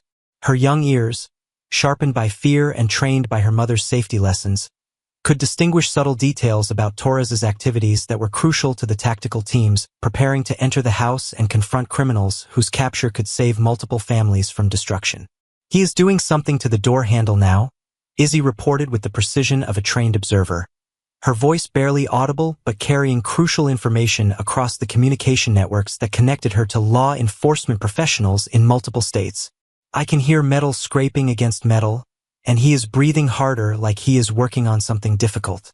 The other man keeps saying he wants to leave, but the first man tells him they cannot go without me. He said something about people who paid money and are expecting him to deliver what he promised. Helen coordinated Izzy's reports with the tactical teams while marveling at the child's ability to maintain composure and provide useful intelligence under circumstances that would have overwhelmed most adults. The emergency call recording was capturing not only evidence of crimes in progress, but documentation of remarkable courage displayed by a 7-year-old girl who had become the key to stopping a predator whose crimes had terrorized families across multiple states and created a climate of fear that had parents across New England questioning their children's safety in their own communities. "You are helping us so much, Isabella," Helen said with genuine emotion breaking through her professional composure. "The information you are giving us is going to help the police catch these bad men and make sure they cannot hurt any other children. You are being braver than most grown-ups could be in your situation, and your mama is going to be so proud of how smart and strong you are being tonight." Torres's systematic attempt to breach the bathroom door was being frustrated by security measures that Catherine had installed specifically to protect her daughter during emergencies. But his growing desperation was leading him toward increasingly violent methods that would succeed regardless of the noise they generated or the psychological trauma they inflicted on his intended victim. The modified crowbar he had brought was designed for silent entry, but his patience was being eroded by the unexpected resistance he was encountering and the awareness that prolonged operations increased the risk of discovery by law enforcement. "Vincent, I need your assistance with this door," Torres commanded with the authority of someone accustomed to having his orders followed without question. "Hold this tool steady while I apply leverage to the frame. The child inside has probably heard us by now, so speed is more important than stealth. We need to secure her and begin the transportation phase before circumstances change in ways that compromise the entire operation." But Vincent had reached a point where his terror of the men who threatened his family was being overwhelmed by his horror at what he was being asked to help accomplish. Watching Torres prepare to chemically restrain a 7-year-old child for transportation to unknown buyers had clarified the moral choice he faced in terms that made his gambling debts seem insignificant by comparison. Some prices were too high to pay, regardless of the consequences that came from refusing to pay them. "No," Vincent said with quiet firmness that surprised both himself and Torres. "I will not help you hurt this child. I do not care what happens to me or my family. I will not be part of kidnapping and selling a little girl. This is wrong, and I should have understood how wrong it was before I ever agreed to help you." Torres studied Vincent with the cold calculation of someone deciding whether to eliminate a problem or attempt to manage it through different methods.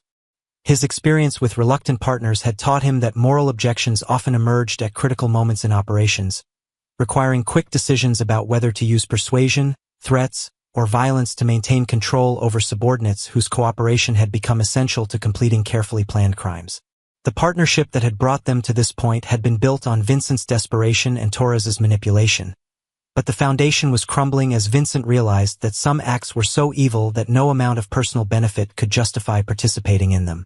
The recognition that he was being asked to help destroy a child's life in order to protect his own children had created a moral paradox that could only be resolved by accepting whatever consequences came from refusing to participate in evil. "Your wife Maria works at the textile factory on Industrial Boulevard," Torres said with the casual tone of someone discussing weather while revealing knowledge that sent ice through Vincent's veins. "Your daughters Elena and Emma attend St. Joseph Elementary School and walk home along Forest Avenue every day at 3:15.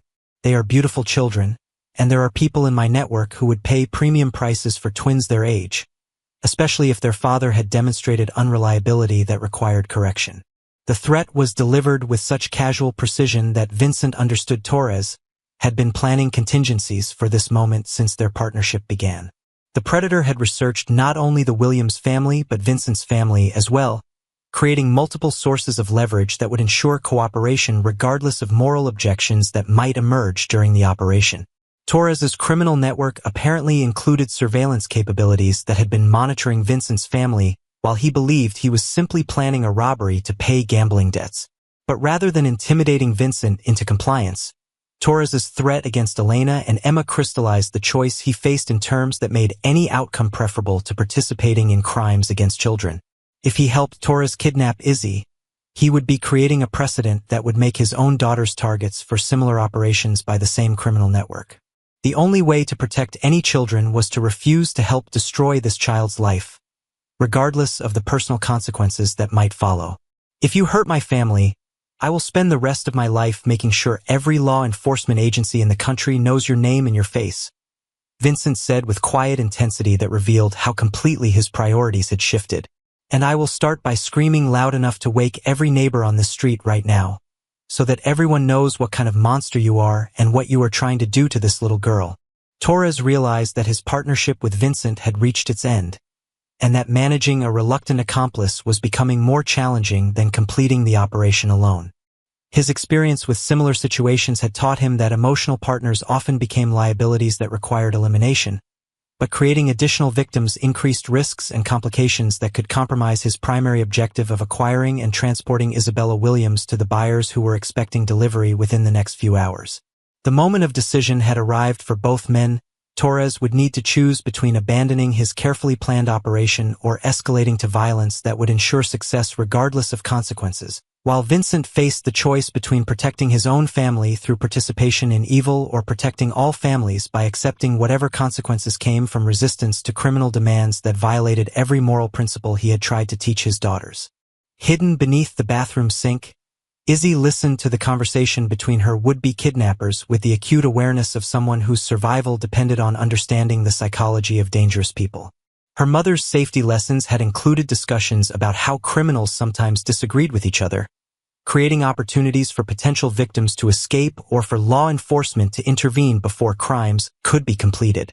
"Helen," she whispered with new hope creeping into her voice. "The two men are fighting with each other now.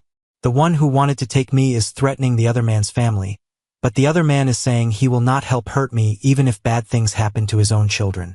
He sounds like he wants to protect me instead of hurting me. Maybe the good part of him is stronger than the scared part." Helen felt a surge of hope as she realized that the criminal partnership was dissolving under the pressure of moral conflict, potentially creating an opportunity for law enforcement to intervene before Torres could complete his kidnapping plan. Vincent's refusal to participate in the final phase of the operation might provide the distraction or delay that tactical teams needed to reach Izzy before Torres could breach the bathroom door, and his moral awakening might even turn him into an ally who could help protect the child he had initially helped to threaten. "That is very good news, Isabella," Helen said with genuine relief mixed with continued urgency. "Sometimes when bad people disagree with each other, it gives the police a better chance to help the good people. Keep listening and telling me what you hear, because the officers are almost ready to come inside and help you get safely away from the bad man." Outside the house, the tactical teams had completed their preparation for a coordinated entry designed to neutralize Torres while ensuring Izzy's safety and potentially securing Vincent's cooperation as a witness whose testimony could help prosecute the criminal network that had destroyed so many families. The emergency call recording had provided them with unprecedented intelligence about the suspect's locations, psychological states, and immediate intentions, allowing them to plan an operation with precision that would have been impossible under normal circumstances. "All units, this is Tactical Command," came the voice through Detective Santos's radio. "We have confirmation that suspect cooperation is breaking down and the primary subject is escalating toward lone wolf completion of the kidnapping. The secondary suspect appears to be experiencing moral conflict that may create an opportunity for peaceful resolution. Entry teams are authorized to breach and secure the victim immediately, with priority given to preserving the child's safety and securing evidence of the trafficking network." The moment that would determine Izzy's fate was approaching with the inexorable momentum of forces that had been building throughout the night. Torres's desperation to complete an operation that represented months of planning and significant financial investment was colliding with Vincent's newfound determination to protect a child at any cost, while law enforcement prepared to intervene in a situation that could result in either rescue or tragedy, depending on timing measured in seconds and decisions made under pressure that would haunt everyone involved for the rest of their lives. 7-year-old Isabella Williams remained hidden in her sanctuary beneath the bathroom sink, armed with nothing but a telephone and the survival skills her mother had taught her through love and careful preparation. The whispered words she had spoken into that phone had provided law enforcement with evidence that would dismantle a criminal network responsible for destroying families across multiple states and create legal precedents that would protect other children from similar predators. But first, she would have to survive the next few minutes as Torres made his final decision about whether to abandon his most valuable target or escalate to violence that would ensure success regardless of consequences. The courage of a child and the conscience of a desperate man had created an opportunity for justice, but only if law enforcement could reach her before evil completed its calculated plan to destroy another family for profit. The crash of splintering would echo through the Williams house like thunder as the FBI tactical team breached the front door with synchronized precision, their entry coordinated to the second with teams accessing the house through multiple points simultaneously. The sound that had been building in intensity throughout the night, the whispered conversations, the careful planning, the growing tension between good and evil, suddenly exploded into decisive action that would determine not only Izzy's fate, but the future of countless other children whose lives hung in the balance. FBI, nobody move. Hands where we can see them. The authoritative voices of federal agents filled every corner of the house as tactical teams flowed through doorways with the fluid efficiency of professionals who had trained for exactly this type of operation. Their movements were calculated to create maximum shock and confusion among the suspects, while ensuring that Isabella Williams remained protected in her sanctuary beneath the bathroom sink, where she continued to provide real-time intelligence through her whispered connection to Helen Mitchell. Torres's reaction to the sudden law enforcement presence revealed both his criminal experience and his desperate commitment to completing the operation that had consumed months of planning. Rather than surrendering immediately or attempting to flee, he grabbed the crowbar he had been using to attack the bathroom door and positioned himself as a human barrier between the tactical teams and his intended victim, his voice carrying the cold calculation of someone who had faced similar situations before. "I have the child," Torres shouted toward the stairway, though Izzy remained safely hidden and he had not actually gained access to the bathroom. "Any attempt to approach this location will result in harm to the victim. I want safe passage out of here, or the girl pays the price for your interference." But Torres's bluff was immediately undermined by Izzy's whispered report to Helen Mitchell, whose voice carried clearly through the emergency communication system that connected her to every law enforcement officer in the house. "Helen, I am still safe under the sink. The bad man is lying. He cannot get to me because the door is still locked. He is standing in the hallway by himself, and the other man is not helping him anymore." The tactical team leader, Agent Marcus Rodriguez, received Izzy's intelligence through his earpiece and immediately recognized that Torres's threat was empty posturing designed to create negotiating leverage that he did not actually possess. The child's continued ability to provide accurate information about the situation meant that she remained beyond Torres's reach, and her safety was not dependent on negotiations with a predator whose criminal history suggested he would never honor any agreement that did not serve his own interests. "Suspect, you do not have access to the child, and we have audio confirmation of her safety," Agent Rodriguez announced with the calm authority of someone who held every advantage in a confrontation. "Put down your weapon and place your hands behind your head. This operation is over, and your cooperation now will be noted in your federal sentencing." Vincent Sullivan, meanwhile, had made a choice that would define the rest of his life. When the tactical teams breached the house, he immediately dropped to his knees with his hands raised high above his head, his voice carrying across the chaos with desperate urgency as he sought to distinguish himself from Torres and provide assistance to the law enforcement officers who were working to save Isabella Williams. "I surrender. I want to help you catch him," Vincent shouted toward the approaching agents. "He forced me to help him, but I refused to hurt the child. He is planning to take her to other people who paid money for her. I know where they are supposed to meet." Detective Maria Santos, who had been monitoring the situation from the command post, immediately recognized the intelligence value of Vincent's offer to cooperate. His knowledge of Torres's criminal network could provide law enforcement with information that would lead to the rescue of other missing children and the prosecution of an entire trafficking organization that had operated across multiple states with virtual impunity. "Secure the cooperative suspect for debriefing," Detective Santos transmitted to the tactical teams. His information about the trafficking network could be crucial to rescuing other victims and preventing future crimes. Inside the bathroom, Izzy continued her whispered conversation with Helen Mitchell while listening to the sounds of law enforcement officers securing her house and closing in on the man who had planned to destroy her family. The fear that had sustained her throughout the night was beginning to transform into relief, but her mother's safety lessons had taught her to remain in her hiding place until a police officer specifically told her it was safe to emerge. "Helen, there are a lot of people in my house now, and they are talking about catching the bad man," Izzy whispered with new hope coloring her voice for the first time since the nightmare began. "I can hear them saying things about other children who need to be rescued." Does that mean the bad man hurt other little girls like he wanted to hurt me?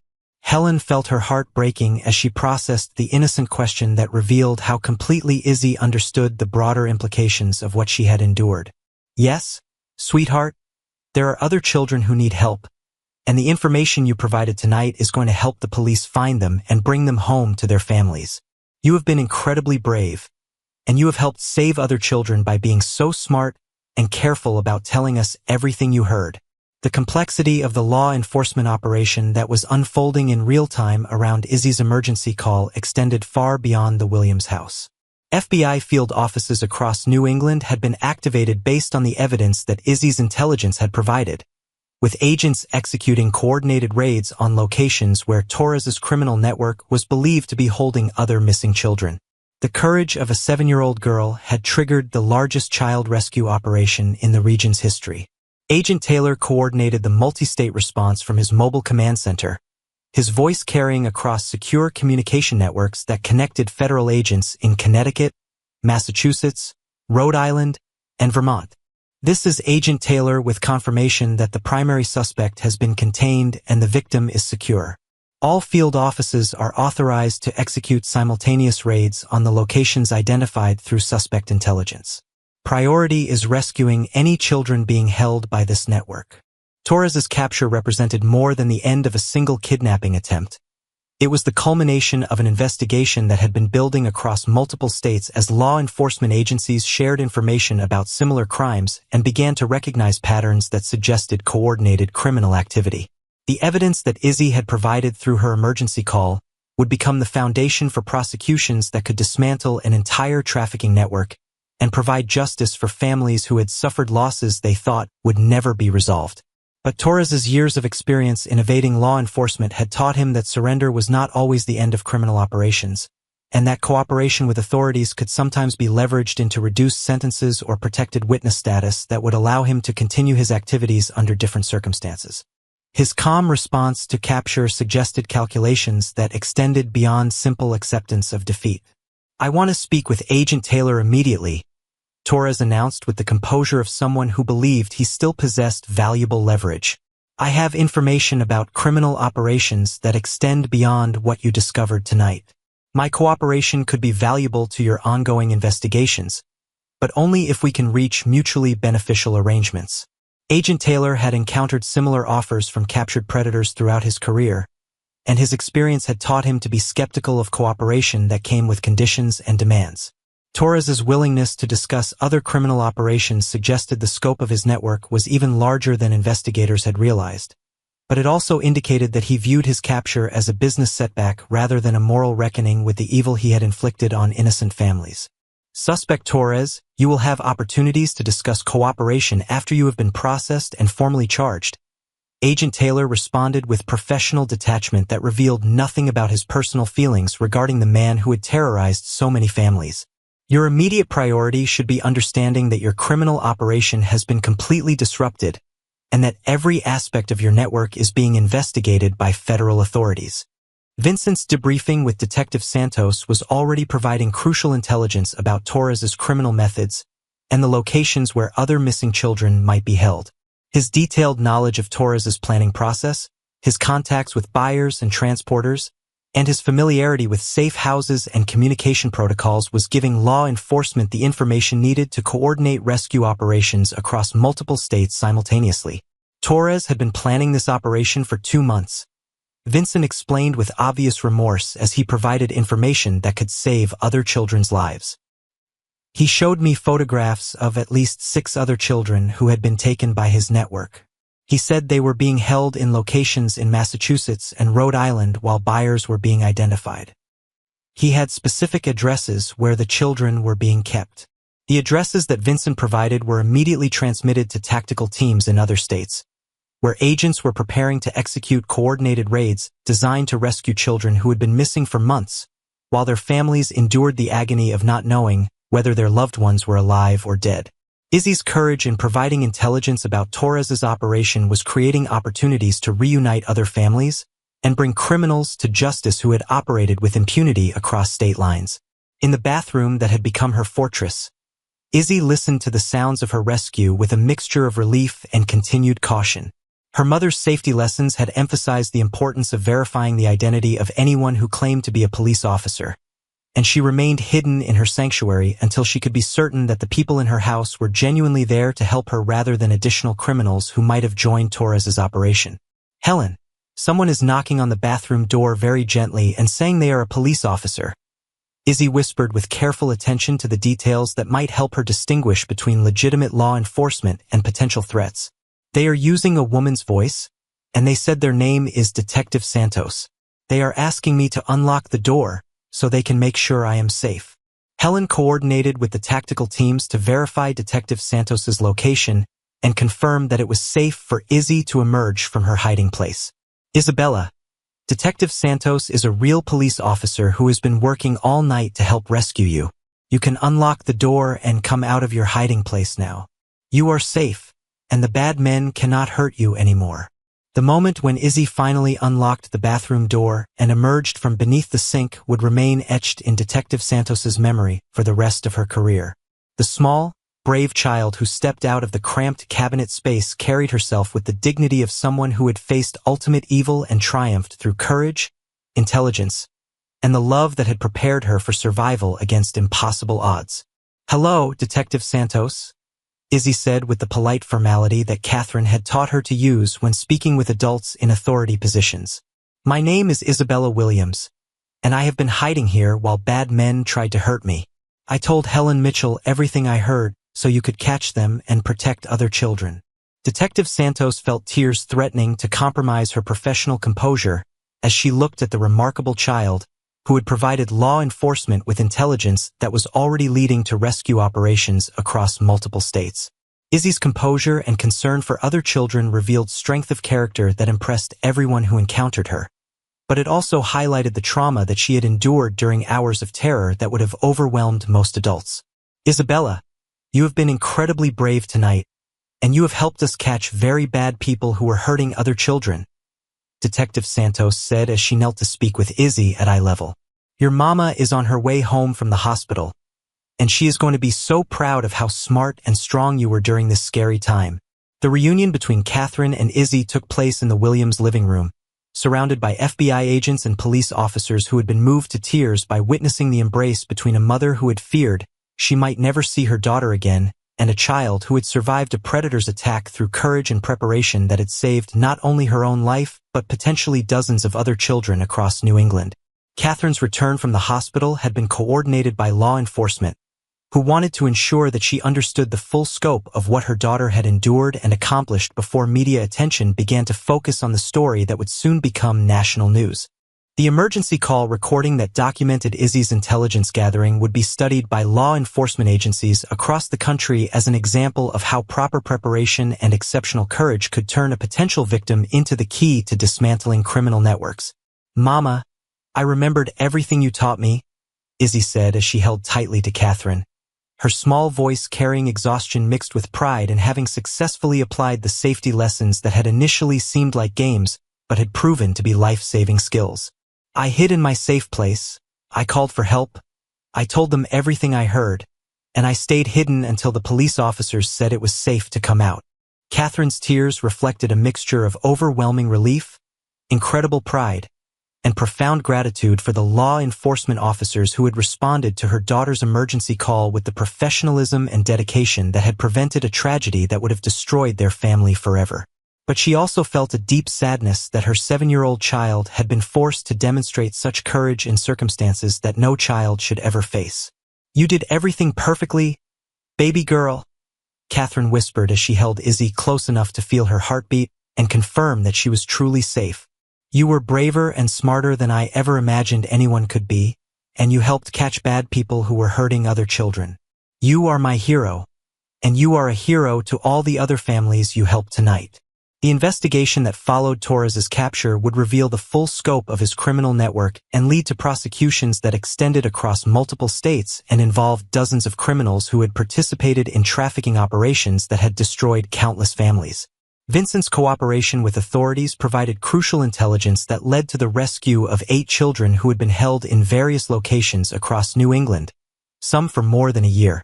The safe houses where missing children had been held were raided simultaneously, with tactical teams finding evidence of systematic abuse and exploitation that would provide prosecutors with material for cases that would result in life sentences for the criminals involved.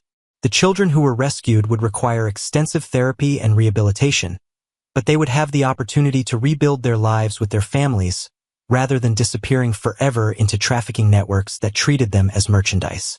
Agent Taylor's investigation into Torres's criminal history revealed connections to trafficking operations that spanned the entire eastern seaboard, with evidence suggesting that his network had been responsible for more than 50 child disappearances over a period of 5 years.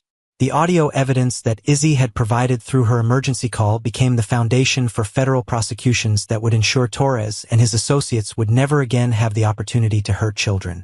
6 months after the night that had changed so many lives, the Williams family had relocated to Burlington, Vermont, where Catherine had accepted a day-shift position at the University of Vermont Medical Center that would never again require her to leave Izzy alone overnight.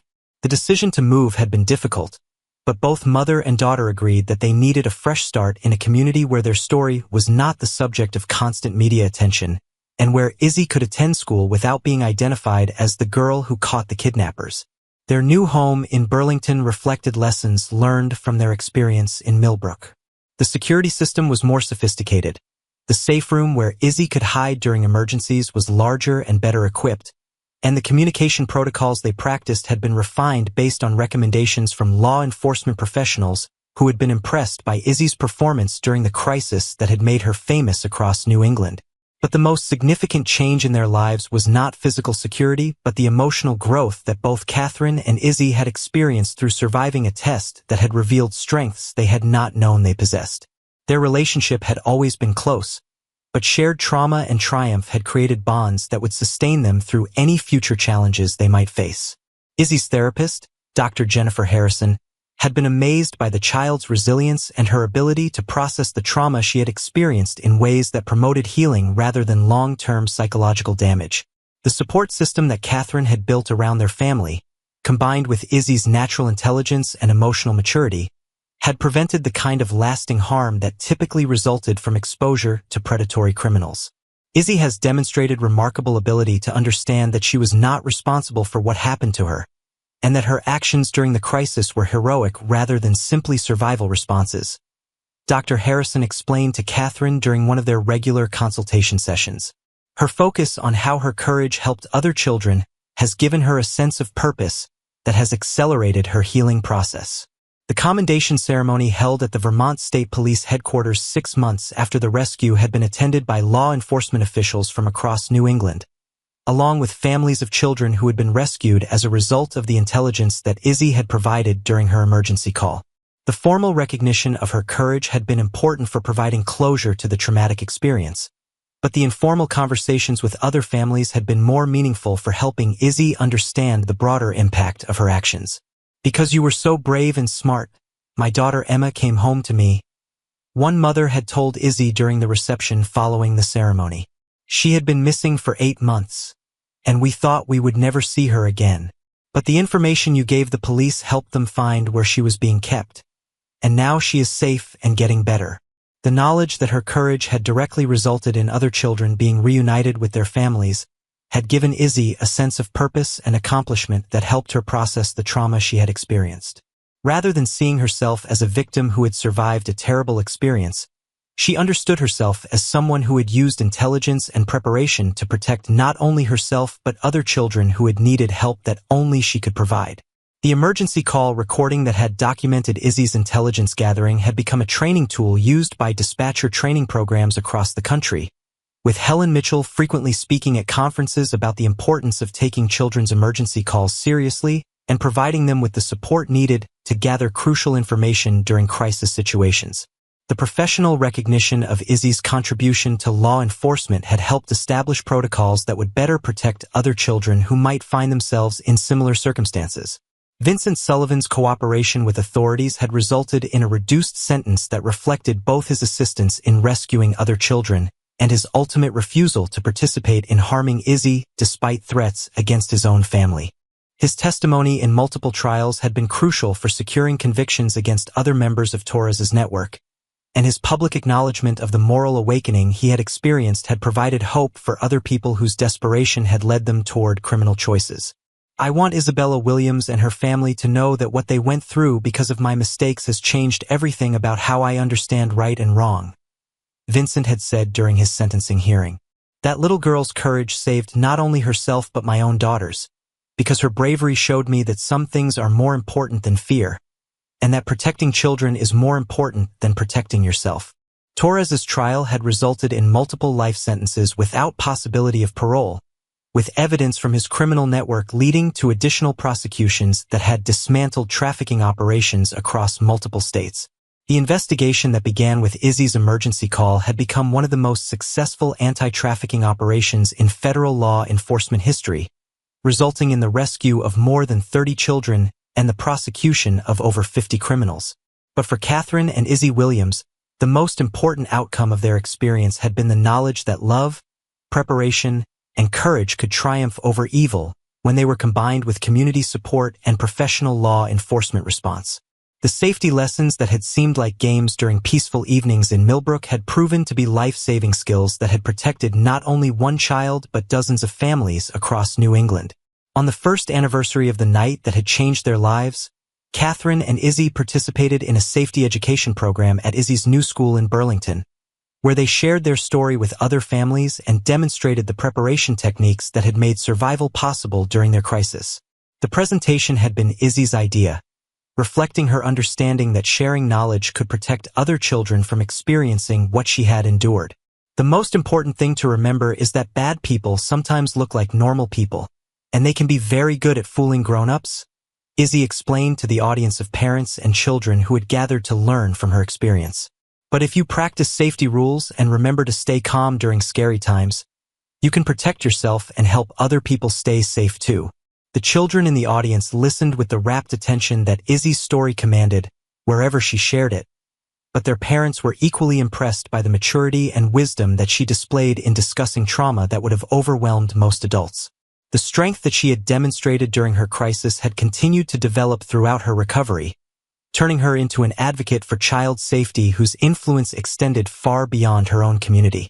As they drove home from the presentation, Catherine reflected on the transformation that both she and Izzy had experienced since the night when evil had invaded their peaceful suburban home and been defeated by preparation, courage, and love. The trauma they had shared had revealed strengths they had not known they possessed, but it had also demonstrated the importance of community support and professional expertise in protecting families from predators who moved through society seeking victims among the most vulnerable. Mama, do you think we will always remember everything about that night? Izzy asked from the passenger seat where she now rode since growing tall enough to safely use an adult seatbelt.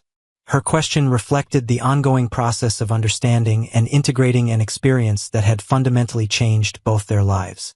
I think we will always remember the important lessons we learned about being brave and helping other people, Catherine replied with the careful consideration that had marked all their conversations about their shared trauma. But I also think the scary parts will become less important as we continue to help other families learn how to stay safe. The sunset that painted the Vermont mountains in shades of gold and purple reminded both mother and daughter of the beauty that existed in a world that also contained darkness, and of their responsibility to use their experience to create light for other families who might face similar challenges. The whisper that had saved everything had become a voice that continued to speak for children who needed protection and families who deserved safety. Their story had become part of the larger narrative of good triumphing over evil through preparation, courage, and community support. But for Catherine and Isabella Williams, it remained primarily a testament to the power of love to prepare people for challenges they hoped they would never face, and to sustain them through trials that revealed the very best of human nature, even in circumstances designed to bring out the worst. The phone calls that Catherine and Izzy received from other families whose children had been rescued as a result of their courage provided ongoing reminders that their experience had created ripple effects that extended far beyond their own recovery. Each child who came home, each family that was reunited, each criminal who was prosecuted represented validation that their trauma had served a purpose larger than their own survival. As they settled into their evening routine in their Vermont home, surrounded by enhanced security measures but also by the love and community support that had sustained them through their darkest hours, Catherine and Izzy understood that they had not simply survived a terrible experience, but had transformed it into something that continued to protect other children and strengthen other families. The bedtime story they shared that night was not about dragons or fantasy adventures, but about real children who had found their way home because a 7-year-old girl had whispered crucial information into a telephone during the longest night of her life. It was a story about courage rewarded, preparation vindicated, and love proven stronger than evil. A story that would continue to inspire families to protect themselves and each other against dangers that existed in the real world, but could be defeated by people who cared enough to prepare, to act, and to never give up hope. The whisper that had saved everything had become a voice that would echo through law enforcement training programs, child safety education initiatives, and family conversations about protection and preparation for years to come. But for the Williams family, it remained most importantly a reminder that even in the darkest circumstances, love and courage could light the way home.